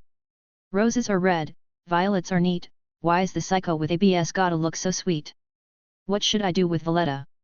Would be hard to bring her into the Familia since she has a huge bounty in the guild and she is too obsessed with Finn for that to even work. Might just kill her off or something. If you have any idea, let me know. Thanks for reading and have a wonderfully day. Chapter 77, Gnosis, Trap. Of course, as the Mage Guardian, Rex couldn't just charge straight into battle like the rest of the guys. He had to stay back and guard the mages as they casted their magic into the swarms of plant monsters while killing any monsters that got past the front line, which never happened because the front line were damn good at their job. Overgrowth. He wondered, glancing around. But my magic would be sensed, and that's not good, right? But he couldn't just give up on these magic stones, right? That's when Finn's voice came. Everyone, straight ahead. Amidst the fight, Finn had glanced toward Valletta and caught sight of her smirking at her handiwork before she disappeared down the corridor behind her. It was as if she wanted him to see her and follow her. Although he knew they were likely heading into another trap, it was bait they were unfortunately forced to take. After all, with the Veelas surged forward in an seemingly unending flood and their exit effectively blocked, they had little choice but to press onward. The group surged forward in a spear-like formation, tearing through the wave of Veelas crashing toward them and funneling into the passageway after Valletta. Behind them, the flower beasts roared and lunged, hurling their bulk into the passage like a writhing wall of green serpents, their numbers pouring in like an unstoppable flood. Leave the back to me! Rex shouted, startling a few mages around him due to his sudden voice. I can hold them back. Finn glanced back, briefly meeting Rex's eyes behind his helmet, then he gave a slight nod. They're in your hands, then, Rex! Finn shouted. Back line, leave it to him. Cruz, Anakity, and Raoul, who had been struggling to hold back the tide of monsters, quickly pushed forward as Rex dropped behind, falling to the rear of the group. Raoul nervously glanced back at him, but Rex just gave the boy a calm nod, before turning to face the flood of monsters. I can't let these points go to waste, Rex thought as he dropped his spear. Clapping a seed between his palms, green vines and tendrils burst from between his fingers, rapidly wrapping around his fingers and forearm. They twisted tightly, crawling up to his shoulders, covering just his arms in swamp fire armor. As he pulled his hands apart, a sunflower bloomed mid-motion on his palms. Then he cocked his arms back, before thrusting both hands forward while uttering, "Incinerate!" Twin cones of orange-yellow fire exploded from his palms, lighting up the entire passage with a sudden flash. A wave of heat surged down the tunnel, washing over every adventurer as the two blasts merged into a single column of roaring flame that surged forward, engulfing the entire hallway in front of him. Rex had activated both his internal and external fire breath simultaneously through the sunflower quick, high heat bursts with enough control to give it force and shape. Although the heat was undeniably intense, it wasn't enough to disintegrate the plant monsters despite their weakness to fire. And he didn't need to have it hot enough to do that because this attack was only a smokescreen. From his fingers, hidden from the view of those behind him, multiple spear-like roots enhanced by his body furnace skill shot into the conical blaze. They rapidly grew within the inferno, stretching at speeds nearly impossible for level 3 adventurers to follow. Using Scavenger and his senses to guide them, the roots split and forked into numerous branches, piercing through the Viola's green, scale-like bodies already softened by the heat, killing them cleanly and absorbing their magic stones through each thorned connection. Plus 273, 2.7, Strength, plus 261, 2.6, Endurance, plus 290, 2.9, Dexterity, plus 285, 2.8, Agility, plus 100, 1, Magic. Plus 247, 2.4, Strength, plus 292, 2.9, Endurance, plus 218, 2.1, Dexterity, plus 275, 2.7, Agility, plus 124, 1.2, Magic. Plus 281, 2.8, Strength, plus 209, 2, Endurance, plus 263, 2.6, Dexterity, plus 240, 2.4, Agility, plus 137, 1.3, Magic. Plus 226, 2.2, Strength. Multiple stats screens popped up in succession as his roots multiplied rapidly within the inferno, shredding through the monsters ahead. Oh, yeah, that's the stuff. After trekking for hours through the boring maze of Gnosis, the sudden rush of gains hit like sunlight after a storm. And seeing full stat jumps from level 4 monsters instead of the usual tiny decimal gains was its own kind of high, especially with the constant stream of stat screens popping up at the edge of his vision, flowing upward and vanishing just as fast as he scavenged dozens of Violas. The blast of fire tore through the length of the tunnel, with networks of roots racing inside it. Then, with a deep boom, a wide trail of fire blasted out from the entrance at the other end of the tunnel and into the room they had just left in a straight, brilliant column of fire, catching more of the plant monsters rushing toward the tunnel. The monsters didn't even flinch at the flames, pushing forward through the fire without hesitation, which was a bit odd. Do they not have any sense of danger? Scavenger confirmed that they didn't, but he paid no mind to it as he continued his work. For 5 full seconds, the roots swarmed and shredded through the burning horde until Rex abruptly aged them out, turning them to ash just as the fire began to flicker and fade. The passage quieted. A broken ray of dying flame hung in the air before revealing an empty corridor cleansed of every Viola, not a single body left behind. Rex turned to see most of the party staring at him in stunned silence. Rawl's mouth was literally hanging open. That was amazing. He squealed like a little girl, eyes sparkling. Such strong magic with a short chant, Anakitty added, genuinely impressed by the firepower. Impressive. Pay attention, fuckers. Bet barked from the front.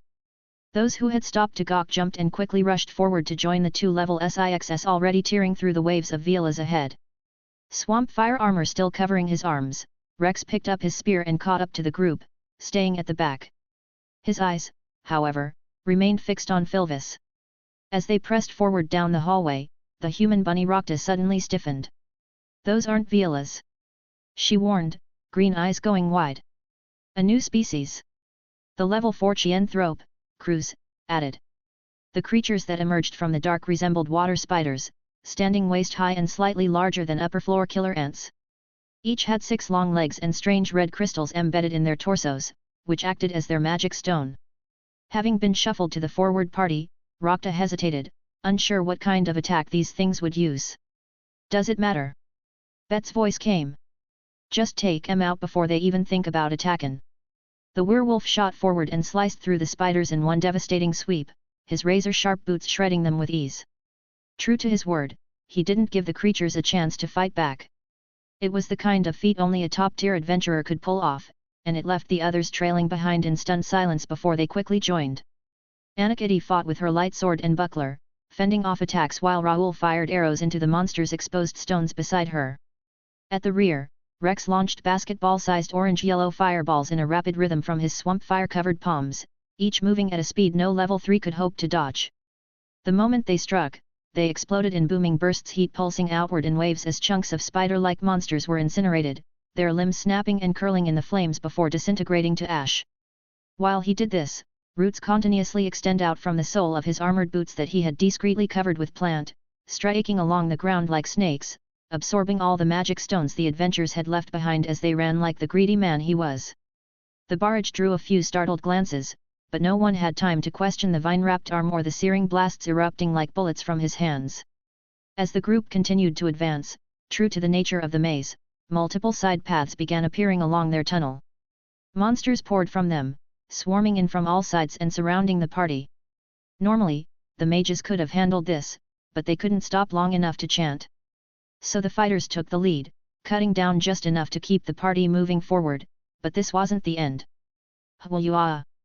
Raoul shouted as he stumbled backward, nearly falling into a hole. A pitfall. Careful! Anakitty warned as she jumped over the hole. There's more around it, too.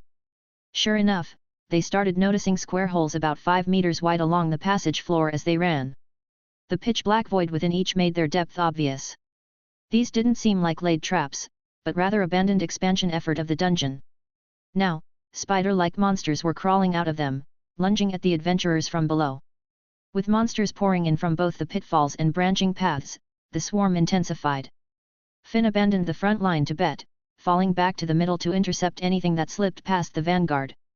His job now was to guard the mages while supporting the fighters wherever the line thinned. While carving through multiple monsters with the golden blur of his spear's blade, he glanced over his shoulder at Rex, who was still holding the rear like he promised. Fireballs burst from his palm in machine-gun-like rhythm, mowing down the monsters swarming in from behind with multiple brilliant, explosive booms as he kept pace with the group occasionally aiming into the pitfalls to wipe out entire clusters. It was undeniable, Rex's no-chant magic had drastically reduced the pressure on both himself and his familia. Finn's eyes flicked to Rex's vine-covered arm before shifting toward Filvis and Lefia, just ahead of him. The two elves were casting Filvis super short chant magic, Diothersos, in tandem golden arcs of lightning bursting forth in sweeping waves, reducing entire swarms to ash. The three of them, Rex, Filvis, and Lefia, were handling the rear with a level of efficiency that arguably outmatched even Bet and his group's brutal pace at the front. A faint smile crossed Finn's face at the sight of Filvis, who almost looked to be enjoying herself fighting beside Lefia. But it quickly vanished as a darker thought came. She's watching us. He had faced Evilus enough times to recognize Valletta's style. She hadn't run. She was somewhere nearby, hiding in the labyrinth structure, watching and waiting for the perfect moment to spring a trap. Finn's skin halted. His thumb throbbed with sharp, blinding pain so much that it nearly made him drop his spear. The pain was unnatural, the sharpest he had ever felt. Then he heard the groaning sound of a door sliding open. This is... A cold chill slid down his spine. From the side, where a branching path veered off into the dungeon maze, the swarm of monsters suddenly parted. It was as if clearing the way for their king. At the far end, a heavy door now stood wide open, and from the darkness beyond, a lone figure stepped into view. That red hair, green eyes, an eerie black longsword, and hair the color of freshly spilled blood. The figure vanished, and an instant later, Revis stood before Finn, having bypassed every other member of the group without a single one noticing. So we meet again, Palom. Her voice was icy, arriving at the same moment as her obsidian sword that came down in a blur. Finn blocked the strike, but the sheer force of it nearly blew him off his feet. Her power, speed, and raw destruction far outmatched what his small body could endure. After only 3 clashes, his strength began to falter. This is payback, she muttered. Her presence had grown. Her aura now felt nothing like it had during their last encounter, more dangerous, more monstrous. Her swordsmanship was unreal. Just how many magic stones has she devoured? Finn gritted his teeth, his arms trembling as he held up his spear. It's Hellfinagas or nothing. He had no choice. If he didn't use his berserker spell, he'd lose. But even as the thought passed through his mind, so did a wave of dread. Hellfinagas would boost his strength exponentially, but it would also strip away his reason, turning him into a bloodthirsty beast incapable of commanding his troops. If Raoul and the rest were left leaderless in this chaos. He hesitated. As a leader, even a heartbeat of doubt was dangerous.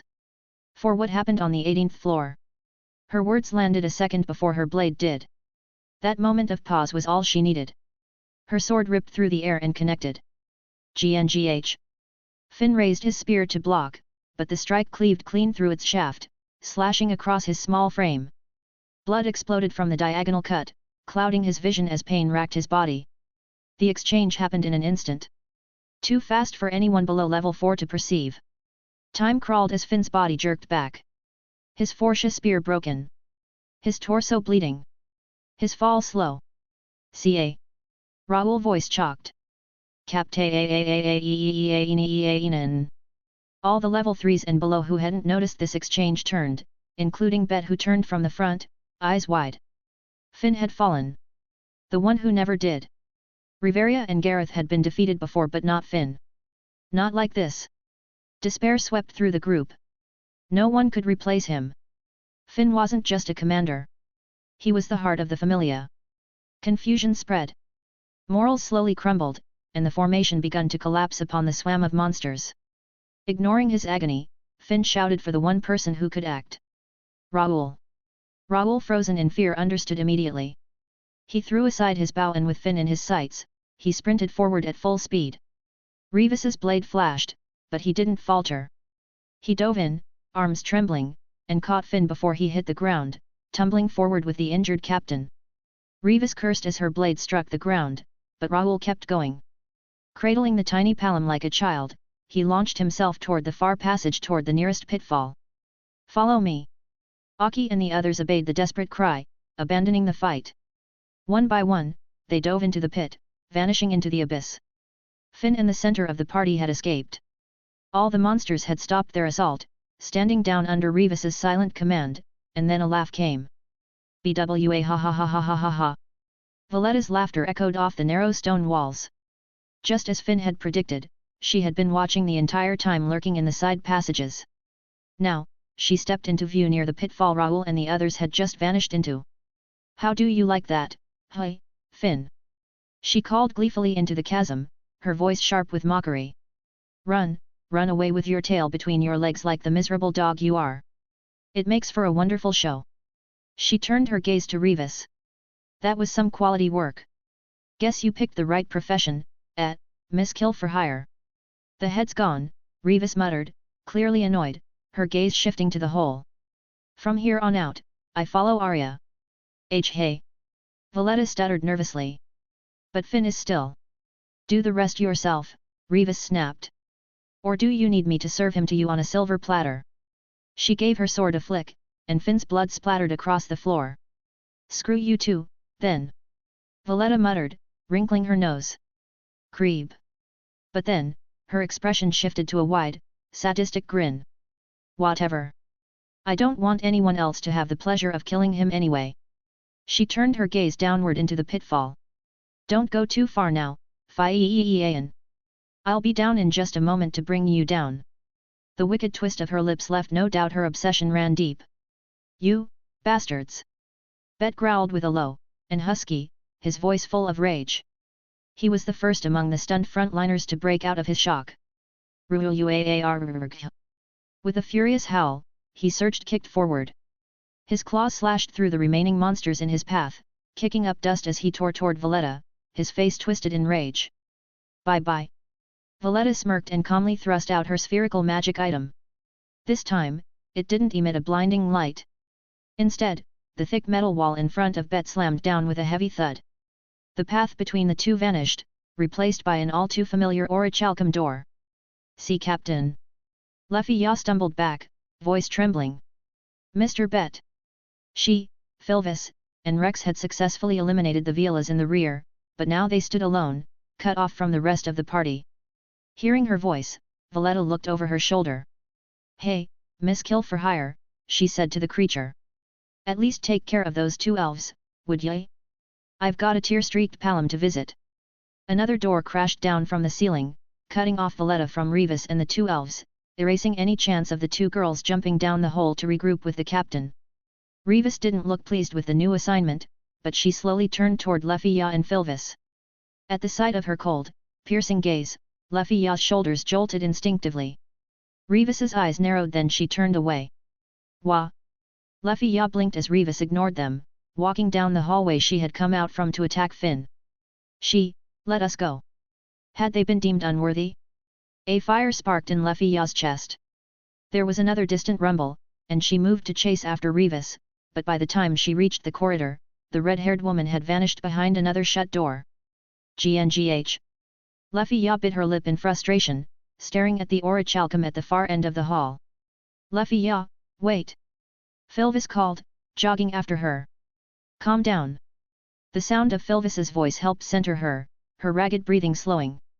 Miss Philvis, the others we. She clenched her fists on her staff, her knuckles whitening. We must save them. I know, Philvis said, meeting her eyes, continuing with a firm tone. But the way is blocked. There's no getting through those orichalcum doors, no matter how much you want to help Braver. By Braver, she was referring to Finn. The urgency in her voice wasn't lost on Luffy Ya. Behind them, the path was sealed. Ahead, another wall. Luffy Ya and Philvis were alone, truly alone, trapped in the heart of the labyrinth. Alone. Luffy Ya paused. At least take care of those two elves, would ye? Valletta's words echoed in her mind. Two elves, she thought, eyes widening. Wasn't Rex also with them? If they'd been separated, then he should be nearby too, right? She opened her mouth to ask Philvis, who was watching her think, when a voice echoed through the tunnel. There is a way to bypass the door. It wasn't a voice she recognized. It sounded distant, as if it had echoed through a well-layered and strange. It would be a bit difficult, but I think it's possible. The two elves slowly turned, just in time to see a 2-meter-tall, plant-like humanoid creature emerging from a side passage. Its upper body looked too large for its legs, and its body was covered in green and black plant matter. Its head was large and flame-patterned, with red oval eyes and tiny green pupils. The two elves stared in silence as it turned its head toward them, then. Boo! Author's note: sorry for the long wait, my readers. Hope you enjoy this one. Nothing much happened in this chapter again, so it probably wasn't worth the wait. I was planning to post 78 along with it, but that one needs a bit more proofreading, so I figured I'd go ahead and post 77 now and drop 78 early tomorrow afternoon instead.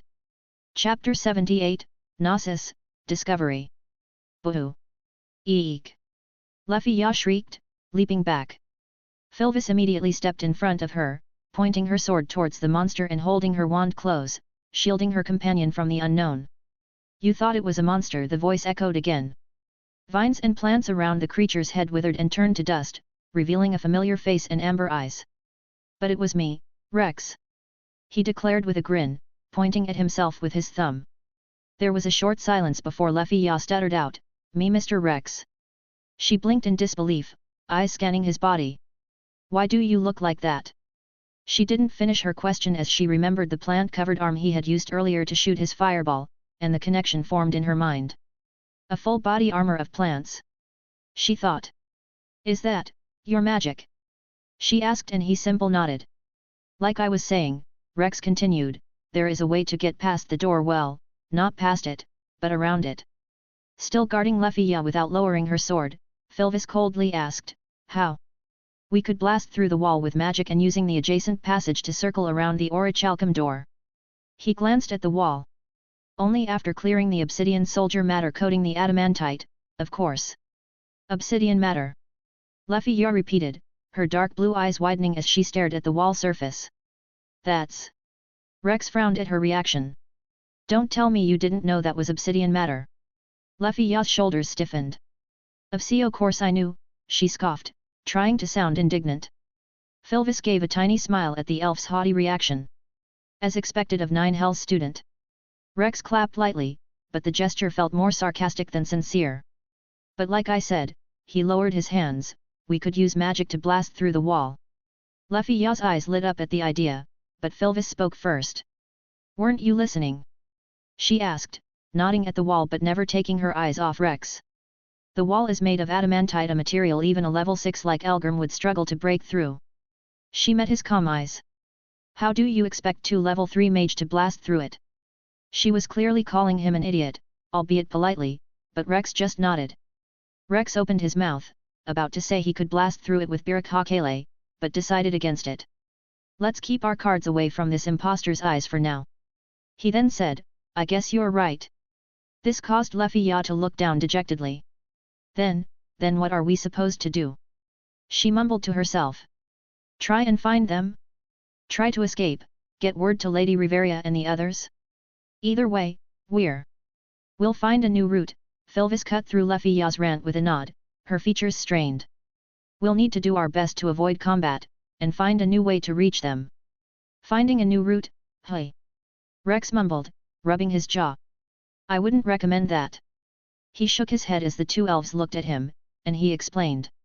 With just the three of us, trying to find the others isn't smart, Rex explained thoughtfully. Our main focus should be getting back up. Wandering aimlessly risks getting us even more lost, and that would just mean more people needed later to rescue. Luffy Ya opened her mouth to say something but closed it. After a second of silence, she spoke, do you think you can you? She struggled for a word, eventually landing on, track them. She said it slowly, as if she didn't want to be offensive. You want me to sniff them out like a dog? Rex bluntly asked, causing Luffy Ya to cough lightly and look away with a blush. That would be a bit difficult, but we could try, he said, making the blonde elf smile brightly due to the sliver of hope. All right, then we can do that. She nodded vigorously. You can lead the way. But first, Rex said, glancing down at his bulky torso, I need to recast this magic. Give me a second.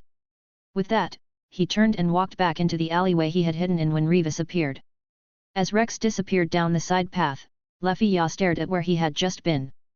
Then, curious about how his transformation magic worked, she tiptoed like a child toward the junction. Philvis followed behind, unsure what her friend was doing. No peeking. Rex's voice suddenly rang out, causing them to freeze. I need to get naked for the magic to work properly. For a moment, neither of them moved as Rex's words sank in. Then it hit them they really had been about to peek. And if they hadn't stopped, they would have seen something they could never unsee. Slowly, their faces turned crimson, the color spreading from their cheeks down their necks and all the way to the tips of their long, pointed elven ears. I wasn't trying to peek. Luffy Ya shouted, quickly spinning around with her red face and running back down the hall right toward the path Revis had vanished into. She came to a stop near the orichalcum door, catching her breath. As the flush faded from her face, reality pressed in again.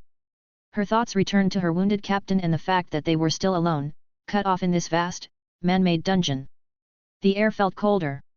The shadows around her stretched longer, thicker, as if waiting to consume her whole. Then came a voice. Luffy Ya. Philvis's voice snapped her out of the spiral. She turned to find her friend standing behind her. Are you sure we should let that man lead us? Philvis asked. Luffy Ya blinked.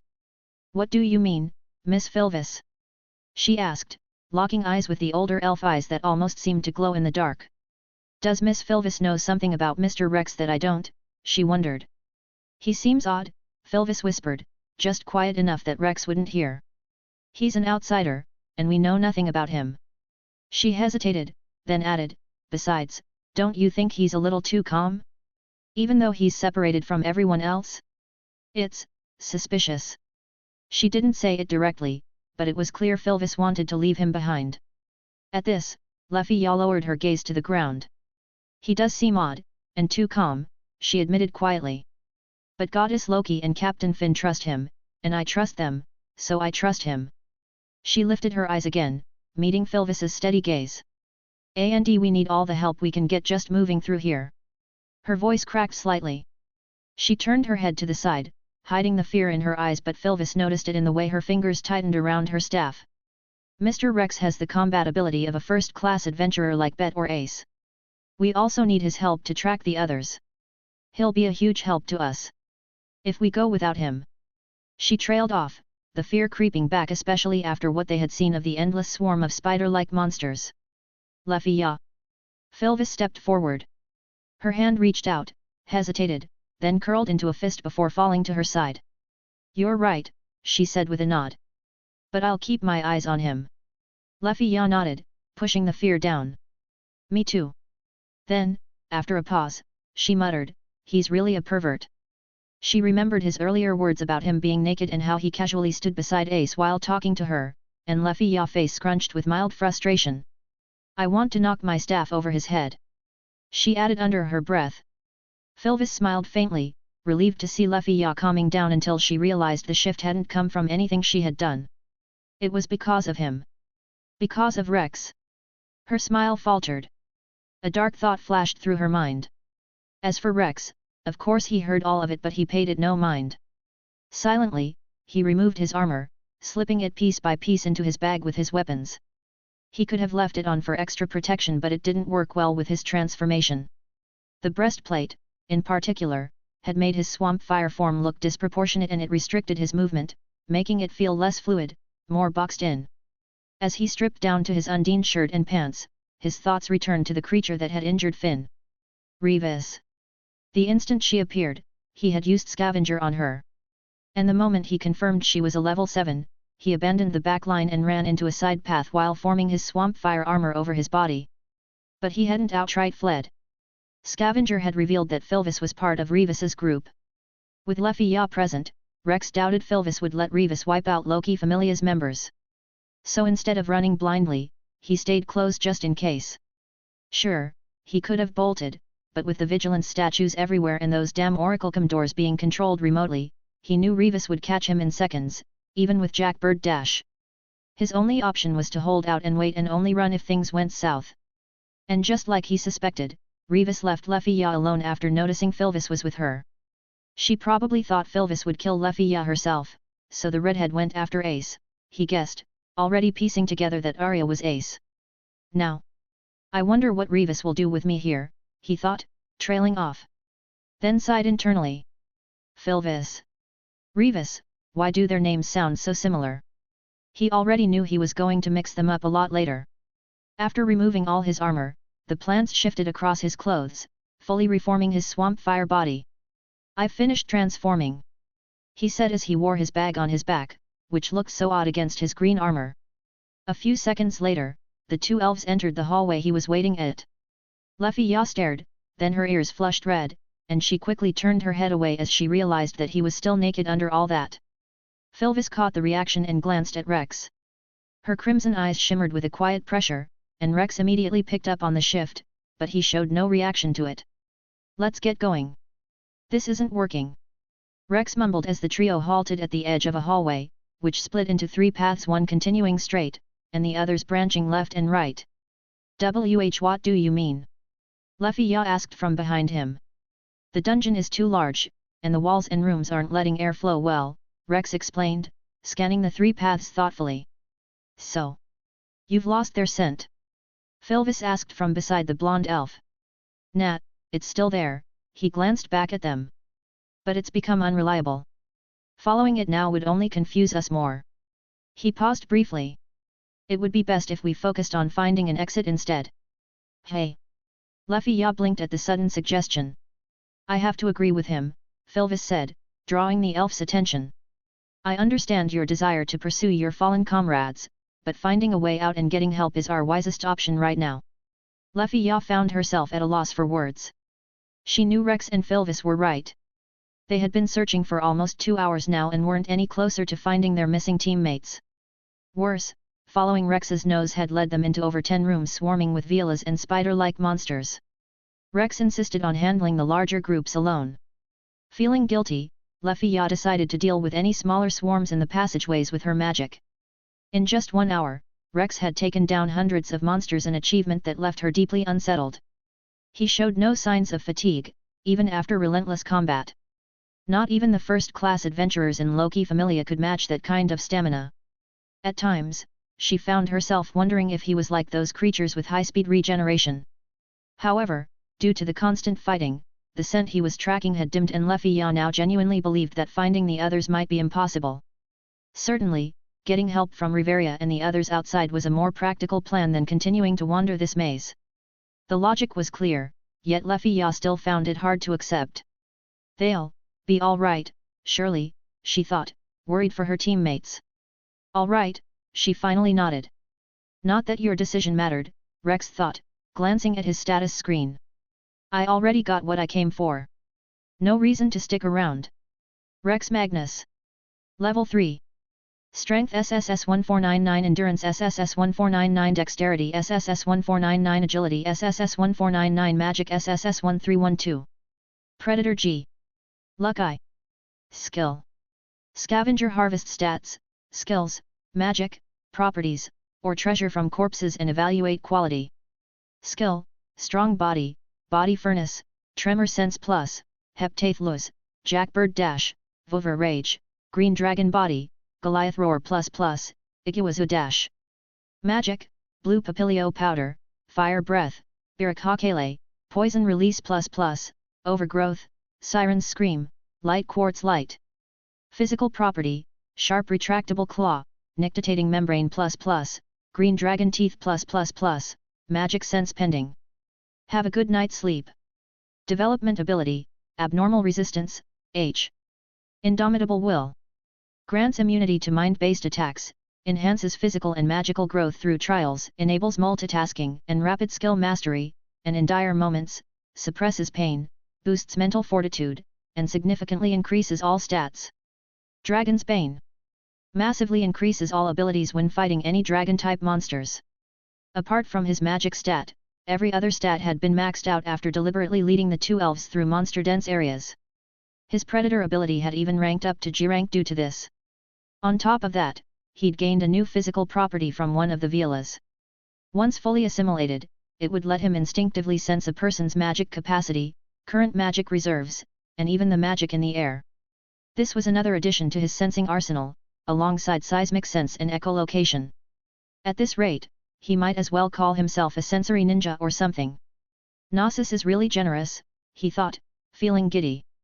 Now all he had to do was max out his magic stat and, while I wait for that two-headed dragon to spawn, might as well use the time to practice forging.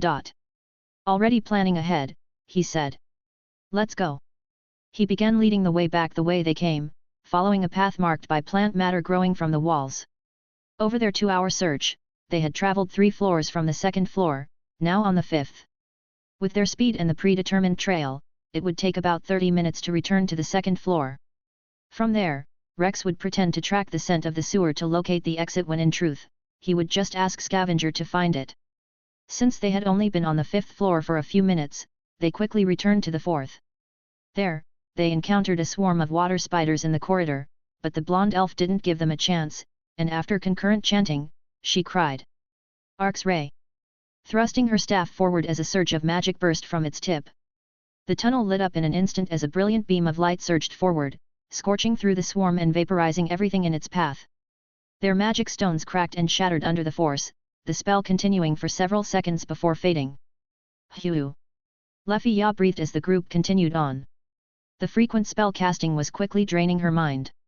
She considered suggesting a short rest to drink a potion from her duffel bag but decided to hold off until they passed this area. It was a monstrously large corridor unbefitting of a dungeon with perfectly aligned columns stretching toward the ceiling. They'd passed through it earlier when descending, and it had a strange air she didn't like. Suddenly, Philvis's shoulders jumped. Miss Philvis? Luffy Ya asked, noticing the reaction. Rex also stopped, glancing back at the elves before following their line of sight. There, he saw it, a massive drawing on one of the chamber's walls. A mural. Luffy Ya murmured. Indeed, it was. In fact, there were many, some drawn directly onto the red stone, others etched into the cracked, faded rock. All had clearly been taken from ruins outside the city and embedded into the labyrinth walls. They all told the same story, chaos and destruction. Humans fleeing colossal dragons, ominous birds, and terrifying monsters. Panic. Devastation. Carnage. It's a dragon. Luffy Ya said quietly. This mural was different. At the center was a massive dragon, surrounded by 6 young maidens. At first glance, they looked like they were praying, eyes closed, hands clasped. Sacrificial maidens, maybe. Philvis guessed. Or saints. In ancient times, such rituals were rumored offering young girls to dungeon-born monsters in hopes of appeasing their rage. And that dragon? Luffy Ya's eyes locked on the central figure. It's the one-eyed black dragon. Nah, that's not it, Rex said, stepping forward and pointing to some faded writing beneath the mural. Nidhogg, that's its name. The 2 elves stepped closer, squinting at the strange letters. What language? Luffy Ya began. It's written in ancient Norse, Rex explained. You could call it the language of spirits, kind of like how the gods use hieroglyphs. He knew a bit of Norse from back on Earth, picked it up once when looking for a hobby. He never really mastered it, eventually losing interest, but he could still recognize the characters. And after a quick consultation with Scavenger, he confirmed the language's existence in this world, and it only took seconds to discover it was tied to the spirits here. Nidhogg loosely translates to malice striker or hate biter, he said, recalling fragments from his old mythology research. It's a symbol of chaos, corruption, and decay. He glanced back at the mural. And I guess these 6 maidens were the spirits who defeated it, or maybe sacrificed themselves to seal it. The 2 elves listened in silence as Rex studied the faded script beneath the figures. The spirits' names are Dis, Norn, Landviatir, Hamingja, Dakalfar, and... He leaned in, narrowing his eyes at the final name, its lettering nearly erased by time and erosion. Yet, one word drifted into his mind. Arya. Scavenger rated the discovery as high quality. Wow! A funereal voice slithered out from the surrounding gloom. It belonged to none of them, startling the trio as they turned simultaneously toward the source. A god stepped from the shadow of a nearby pillar. He was tall and lean, with pale, almost grayish skin, and long, smooth purple hair cascading down his back. He wore a tattered black robe, its hem and hood rimmed with deep violet wisps, with dark patterns coiled across his chest. A choker with a pale gem hung tight around his neck. Behemoth, Leviathan, the one-eyed dragon, the marks of the 3 great quests, he said, continuing without pause. Though he bore the elegance typical of the gods, his presence was deeply unsettling. It was as if the shadow itself clung to his form and the air around him reeked of noxious decadence. But before those monsters terrorized the land, there was another beast that plunged the surface into despair. His smile turned toward Rex, his lidded and distant eyes giving no warmth. Nidhogg. His pronunciation was slightly different, but it was clearly the same creature. Naturally, it was brought down by those 6 spirits, he said, his eyes drifting back to the mural. They performed a ritual that unleashed a powerful magic one so immense, it claimed the lives of 4 of the spirits in the process. Ah, Rex murmured, eyes moving the mural. So that's why you're creating demi-spirits. The god raised a brow. Oh? And why do you think that? Without looking away, Rex replied, you want to create 6 demi-spirits capable of recreating that magic. He glanced back at the god. I assume your goal is to destroy all of Orario and open the dungeon to the world. A cold silence fell over the chamber. Then the god burst into laughter, clapping in twisted delight. His laugh echoed through the room, so ominous that Lefia instinctively edged closer to Rex, something Philvis didn't miss. You are bright, the god said between wheezes of laughter, wiping a tear from the corner of his eye with a slender finger. How did you uncover our entire plan from just a mural and scraps of information? He grinned widely. Even Braver wouldn't have put it together that fast. Why? Lefia suddenly shouted, cutting of Rex's reply. Why would you want to lay Orario to ruin? You're a god, aren't you? Why would you want to wreak havoc across the mortal realm? Well, I'm Thanatos, the god of death, he answered, his lips curling into a cruel smile, one that resembled a scythe. Isn't it only natural for death to desire as many lives as possible? A chill ran through their bodies. Even Rex couldn't help but feel creeped out by the god's word paired with his smile. In that single moment, it felt like they had brushed against something alien. Thanatos's madness. A place with no reason, no pretext, no emotion or principle. And somehow, within that void, there was a faint echo of divine providence. As the silence thickened, Thanatos threw his hands up with a laugh. I kid. He said, honestly, back in heaven, I was as diligent as they come, he chuckled, walking slowly around them. Workaholic, actually. I gave those old, worn-out souls a fresh start. Brand new outlook on life. Pure as newborn babes when they left me. It was fun, honestly, he said, glancing up at the ceiling with a nostalgic look. There was something distant in his expression, traces of memory, and something unsettlingly close to ecstasy. Then he sighed, and just like that, the atmosphere shifted. But it's different now. He mumbled. Orario changed things. It sealed the monsters and the dungeon itself. The lower world's overflowing with life, now that the fauna's been handed out so thoughtlessly. But life and death are 2 sides of the same coin. Without as much souls ascending, the cycle stops. So. He raised his index finger and thumb, pointing it at them like a finger gun, with one eye closed. Would it really be so bad if a few more children died? A jolt of horror shot through them. This wasn't the madness of an evil god bent on destruction, nor was it the twisted glee of someone committing crimes for joy. This was conviction. A warped sense of duty. Thanatos believed it. Believed death was necessary. That it was just. That he was doing what must be done. I'm diligent. I'm fair. I just do my job, he said. And somehow, there was no lie in those words. Good and evil meant nothing to him. All those evils down in the 24th floor pantry. Philvis's voice was quiet, trembling with realization. The ones who sacrificed themselves blew themselves up. Lefia gasped. You promised them passage to the next life. That I did, Thanatos nodded. One by one, I forged their contracts. One by one, they offered themselves to my will. And once Orario is destroyed, once I return to heaven, I'll restore their lives. Theirs, and those of anyone they lost to death. To those crushed by grief, those who had lost someone irreplaceable, it was the offer of a lifetime. Thanatos knew it. With sweet words and promises of reunion, he reeled them in. A second chance. A new beginning. Easy pickings. That was the true identity of Thanatos's army of the dead ordinary people, broken by loss, who had struck a contract with the god of death in hopes of seeing their loved ones again in the next life. For the members of Thanatos Familia, death wasn't the end. It was a doorway. That was why they sacrificed themselves so easily. That was how Evilus had mobilized so quickly, even after their defeat. The world was full of death and Thanatos was their recruiter. His followers were puppets, sacrificing themselves willingly for a second chance. How? Lefia mumbled as she stepped forward. How could you do such a thing? Her eyes widened, trembling with anger as tears welled in the corners. You think you can just do whatever you want with human lives? These are our lives. Even if your followers are reincarnated, they won't even remember who they were. And that's exactly what I tell them, Thanatos replied without hesitation. Along with all the other rules. Yet none of them seem to care.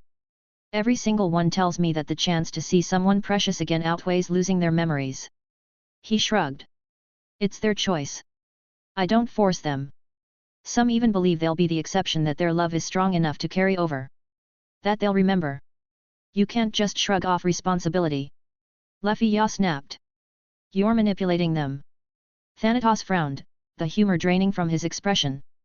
Slowly, he turned to Rex with a measured look. You seem like an open-minded individual, he said. Tell me, do you believe I'm manipulating my followers? Rex stayed silent for a long moment, his eyes fixed on Thanatos as Lefia stared at him for his response. At the end of the day, he finally spoke with a calm voice. It's a simple work contract. You tell them the rules and caveats for the contract and they accept it willingly. I see nothing wrong with it, honestly. Thanatos smiled, clearly pleased with the response.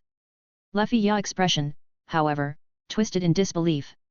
Her lips parted, but no words came, only shock at how casually he had reduced it all to a transaction. Her hands trembled at her sides, caught between fury and confusion. So then, the god asked, extending an arm with casual grace, what would you say about joining me? If it were a month ago, I might have said yes.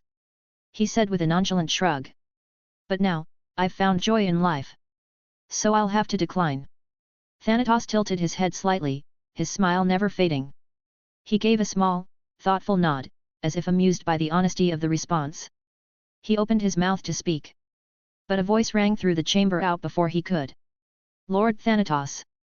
The trio turned as more than 20 black-robed followers poured into the room, footsteps echoing across the stone. More than 80% were level 1, with the others level 2s, and a single level 3. Are you unharmed? The level 3 asked, panic notable in her voice. Thanatos gave a lazy wave, his smile unbothered. I'm fine, truly. The cultists didn't relax. Instead, they fanned out with practiced formation, surrounding the trio with blades and magic sword drawn.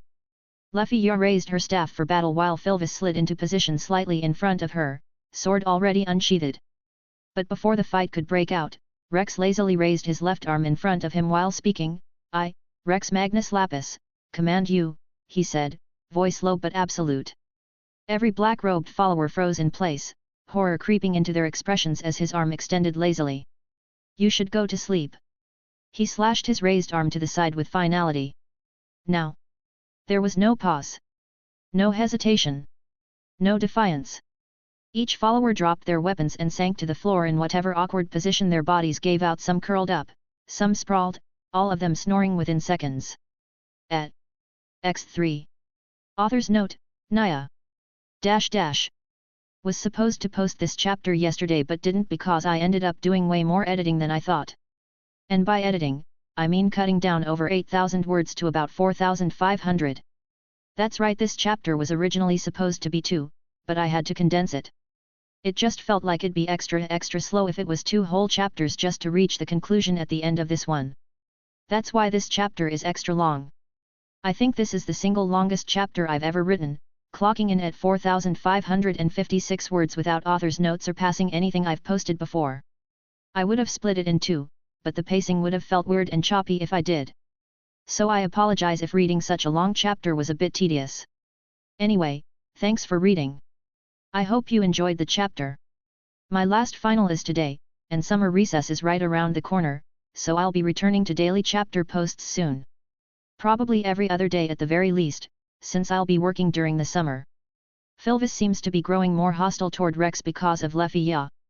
Ace, who was referred to as Arya, turns out to be one of the spirits involved in sealing Nidhogg.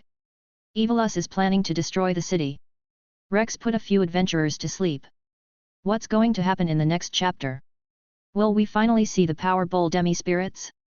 How will it be dealt with? Will Rex scavenge it? Find out next time in Danmachi, Scavenger. Chapter 79, Gnosis, Demi-Spirit. The 2 elves and the god stared dumbfounded at the sleeping adventurers, all laid out by a few simple words. Nothing could have prepared them for that. If Rex had defeated them with sheer force, using his level 5 strength, it would have been less shocking than this. That's when Luffy Ya remembered what he had done during the war game, how he had simply uttered fall, and multiple level 2s collapsed instantly. Was this the same magic? If so, where was the chant? Where was the preparation? Back then, Lady Riveria had speculated that Rex must have prepared in advance before entering the battle. But now, there was nothing. No chant. No casting. No warning. Was this a chantless magic like Bell's firebolt? A complete mind control magic that worked through his voice alone? A shiver ran down Luffy Ya's spine. Then Rex's voice broke the silence. Now that the nuisance is out of the way, he began, drawing all their attention back. Why don't we continue our conversation, Lord Thanatos? Thanatos turned back to Rex with a faint smile. What are you curious about? Rex's reply was simple. The demi-spirits. How are they created? Honestly. Thanatos tilted his head, resting a finger against his cheek. I don't know, he admitted with a shrug. You'll have to ask Barka-chan about that. He then lifted his finger slightly. But I do know their original form is a kind of fetus. His eyes slid to Luffy Ya, whose shoulders tensed at the sudden attention. I'm sure she has seen one. The one on the 18th floor. Luffy Ya nodded slowly. About 2 months ago, the Loki Familia's expedition to the 59th floor had been cut short on the 55th, after they encountered strange monsters with corrosive abilities and their first demi-spirit, Virga, which Ace handled alone. The battle left most of their weapons ruined, forcing them into heavy debt to cover the repairs. A few days later, she, along with Finn, Riveria, Ace, Tioni, and Tiona, returned to the dungeon to recover funds. During their brief stop on the 18th floor Rivera, she and Ace ran into Lolo and Louis from the Hermes Familia, who had been carrying a strange green crystal orb with what looked like a fetus inside. It had awakened unexpectedly, launching itself at Ace but missing and fusing instead with Avila's. The resulting fusion created another demi-spirit, which they managed to defeat. Luffy Ya quickly told this to Rex, and when she finished, Thanatos spoke. There you go, he said, addressing Rex as he shifted his gaze away from Luffy Ya. She creates the demi-spirits by producing special offspring called jewel fetus orbs.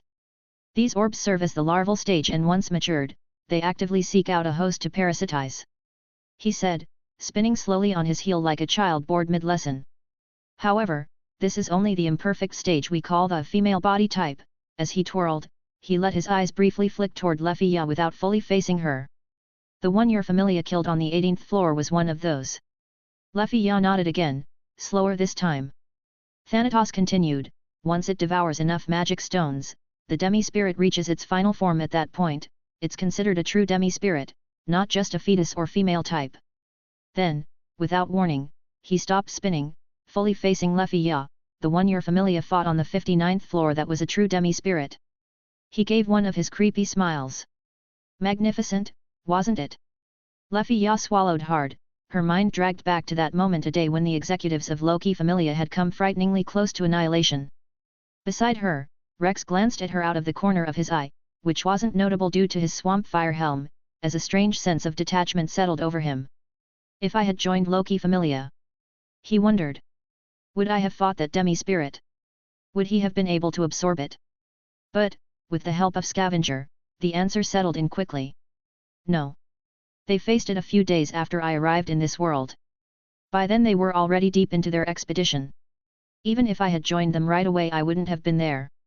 There were also other questions he wanted to ask, like, are creatures created the same way as demi-spirit? How are creatures created? Can he become a demi-spirit without getting himself corrupted or consumed by her? Is there a way where he can become a creature with guaranteed? But all these questions, with the help of mental compartmentalization and Scavenger, were quickly answered. Though, I am curious about one thing, Rex said as he turned back to the mural. You want more children to die for the cycle to continue, so you're trying to bring back the ancient era. But wouldn't that be counterproductive? He turned back to Thanatos, his voice level but firm. In peaceful times, the population doesn't shrink, it explodes. More children are born, and more people die, just naturally.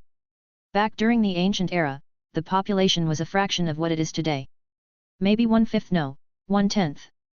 And sure, people died to monsters, but that doesn't mean more died overall. Nowadays, just from age, illness, accidents, we lose just as many, if not more. He paused. So what's the point of Heaven's Gate? What do you really gain from it? Before the god could reply, suddenly. Is that wind? Philvis mumbled as the faintest breeze brushed against her skin. Next to her, Luffy Ya's eyes widened.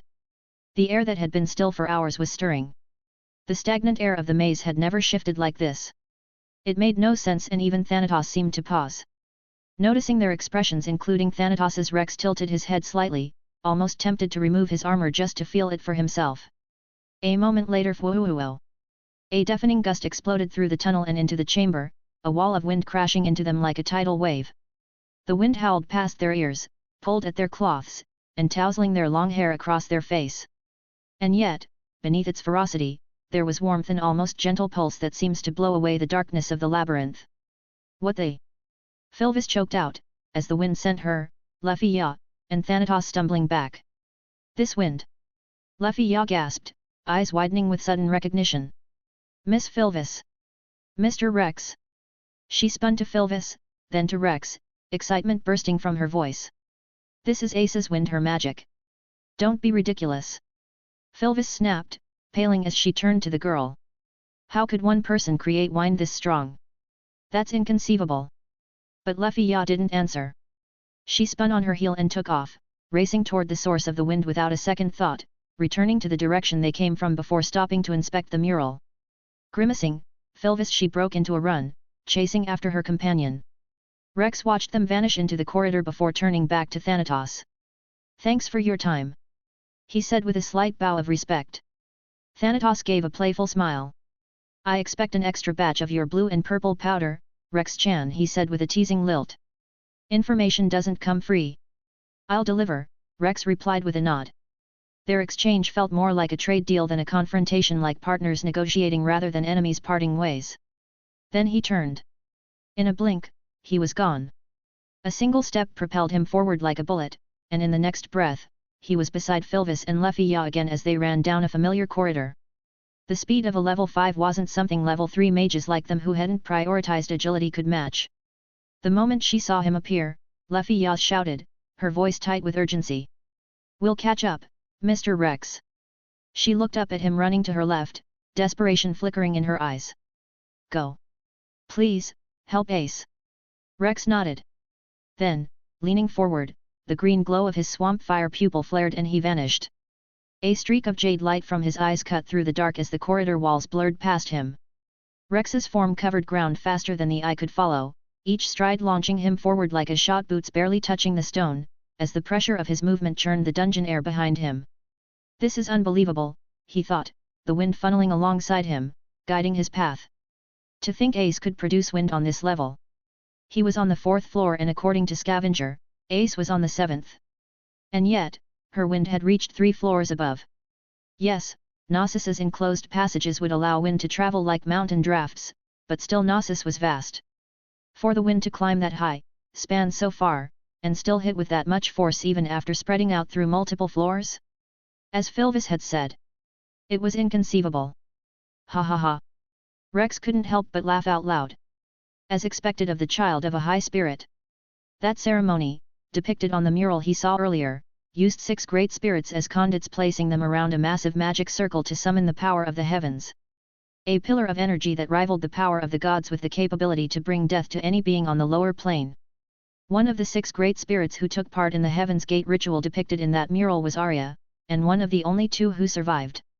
Ace was the child of Arya, the High Wind, and her magic, Ariel, was the birthright of her mother. If he had to rank it, it would be SSS. Beneath indomitable will and luck, and well above overgrowth and dragon's bane. Which Chad managed to bed and knock up a great spirit, he thought as he dropped down the hole for quicker access to the floor below. But he landed in a crouch, then launched forward like an arrow streaked with green. Should I consider becoming a demi-spirit? He was confident the spirit wouldn't be able to consume him thanks to indomitable will. But he also wouldn't be able to consume her either. His skill gave him absolute mental defense, not offense. So would 2 minds share one body? How would that even work? Now's not the time to think of that. Because he knew this wind must have definitely drawn attention. She, through her will and the demi-spirits and creatures, was searching for Arya. The Bowl of Heaven demi-spirit is also on the 7th floor. There was no way it hadn't sensed this and connected it to Arya's wind.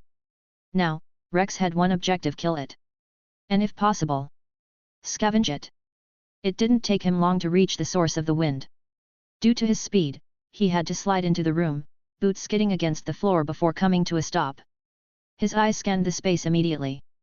The room was strange, lined with thousands of pipes crawling across the surface of the floor, weaving in every direction across the wide, circular chamber. Each one connected to massive tanks embedded in the walls, giving the room the look of an abandoned lab. Like the halls outside, dust and ash coated everything. The space felt forgotten, like a relic of a time long past. Only the colossal magic stone suspended from the ceiling still glowed, casting the room in a pallid, blue phosphorescence. 7 tanks circled the room's edge. Large enough to fit a curled-up adult, each glass container was cracked and empty, save for the stagnant green fluid pooled beneath them, releasing a foul, rancid stench. This is where the jewel fetuses were made. Rex thought, but he couldn't afford to linger on it. Across from him were members of the Loki Familia, and they were in bad shape.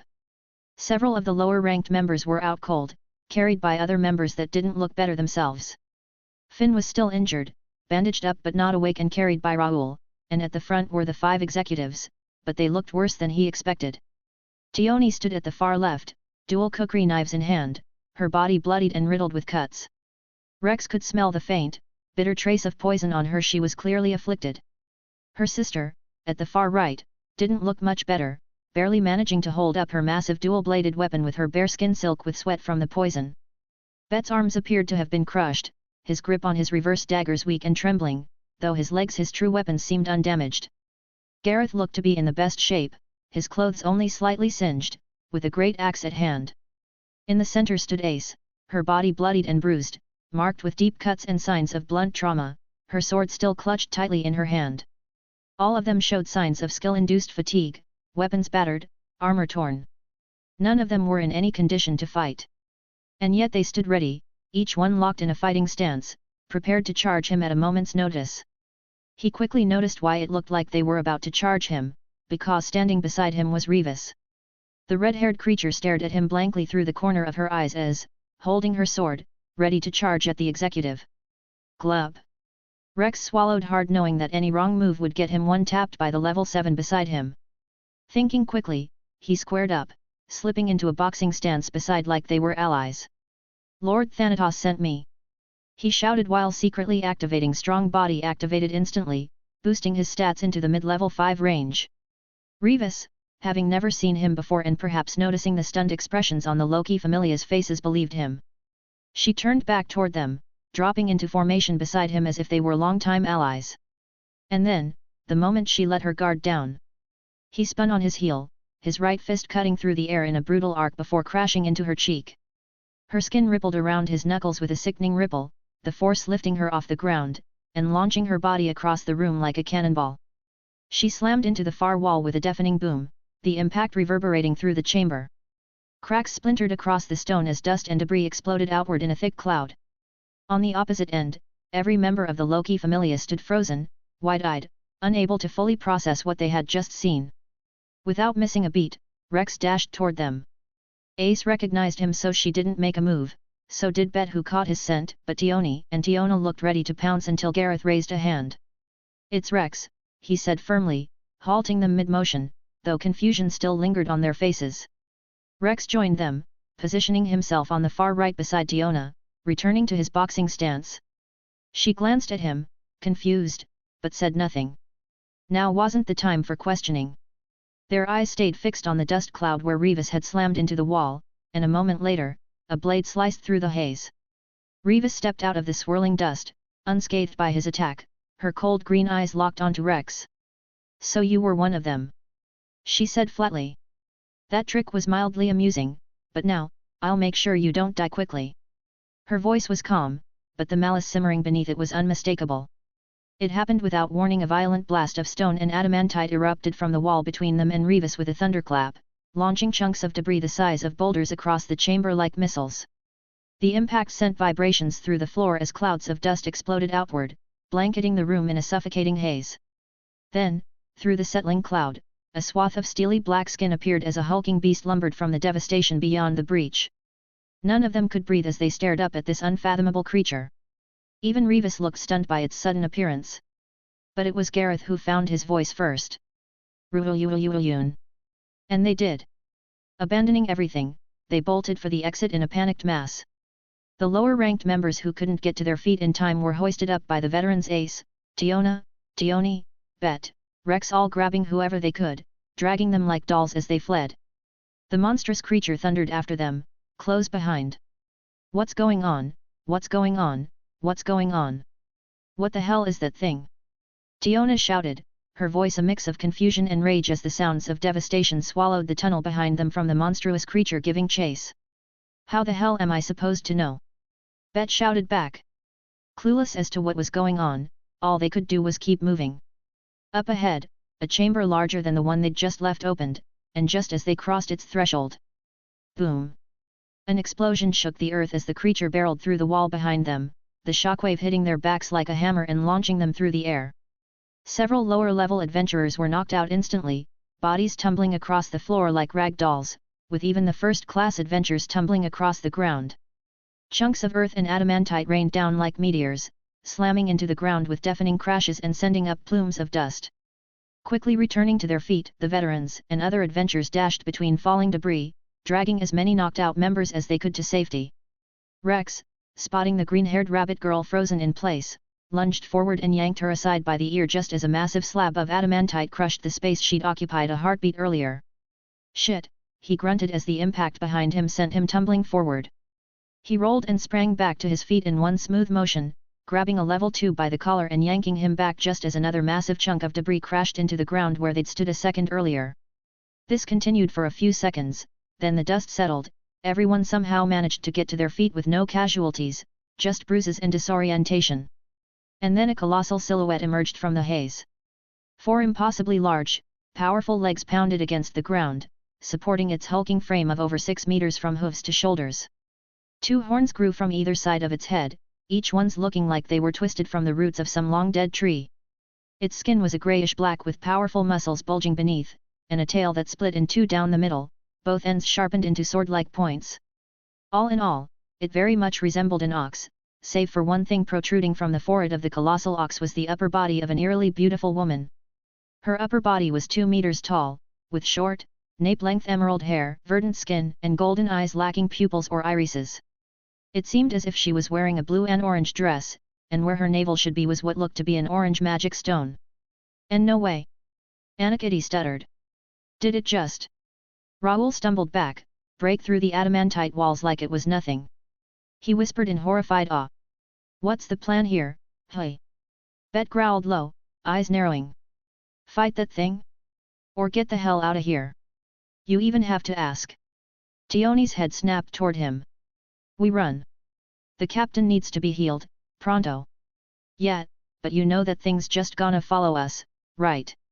Tiona said, her voice uncharacteristically soft, her usual energy dulled by fear. Watching them, Ace silently took a step forward with her sword. I'll act as bait. She offered, but before she could explain herself. Oh no you won't. Tiona barked, immediately grabbing her arm to hold her back. You're already injured as it is. Then Rex's calm voice cut through the rising panic. I should be able to suppress it. At his words, all eyes turned to him. It shouldn't be too difficult to use my magic to keep it here for a while, he said while releasing the green-haired rabbit girl's ear and the boy he had dragged along by collar. You guys should go ahead without me. Before anyone could say anything, he took off his bag and tossed it to the rabbit girl he had saved earlier. There's 4 elixirs and some healing and mind potions in there. Use them, but I expect payback with interest later. Grunting at his suggestion, Gareth stepped forward with his axe. I'll stay with you and hold it back. Trust me. Rex casted him a sidelong glance, which he didn't notice due to his swamp fire helm. With how injured you all are, not trying to sound cocky, but if you stay, you'll just slow me down. Behind them, the monster shifted, its head looking down for them as it tried to search for something. Then, the monster's lips curved into a disconcerting smile, wide and calm in a way that sent a chill down each of their spines as its pupilless eyes locked onto Ace. Noticing this, Rex's tone hardened. You either leave now, or I escape alone and let you guys die. Gareth clenched his jaw, and finally, he shouted, all troops retreat. He pointed at a hallway at the far end of the room. Get the hell out of here. Leave it to Rex. The group moved to his orders without hesitation, breaking into a desperate sprint. Shouts echoed through the chamber as they lifted their wounded, slinging limp bodies over shoulders and dragging comrades along without pause. Bet took one look at Rex, and gritting his teeth, he shouted, don't die, fucker. With that, he turned and dashed to the front of the retreating party to take point. Mr. Rex. Ace golden eyes locked onto Rex's figure, lips parting but no words coming out.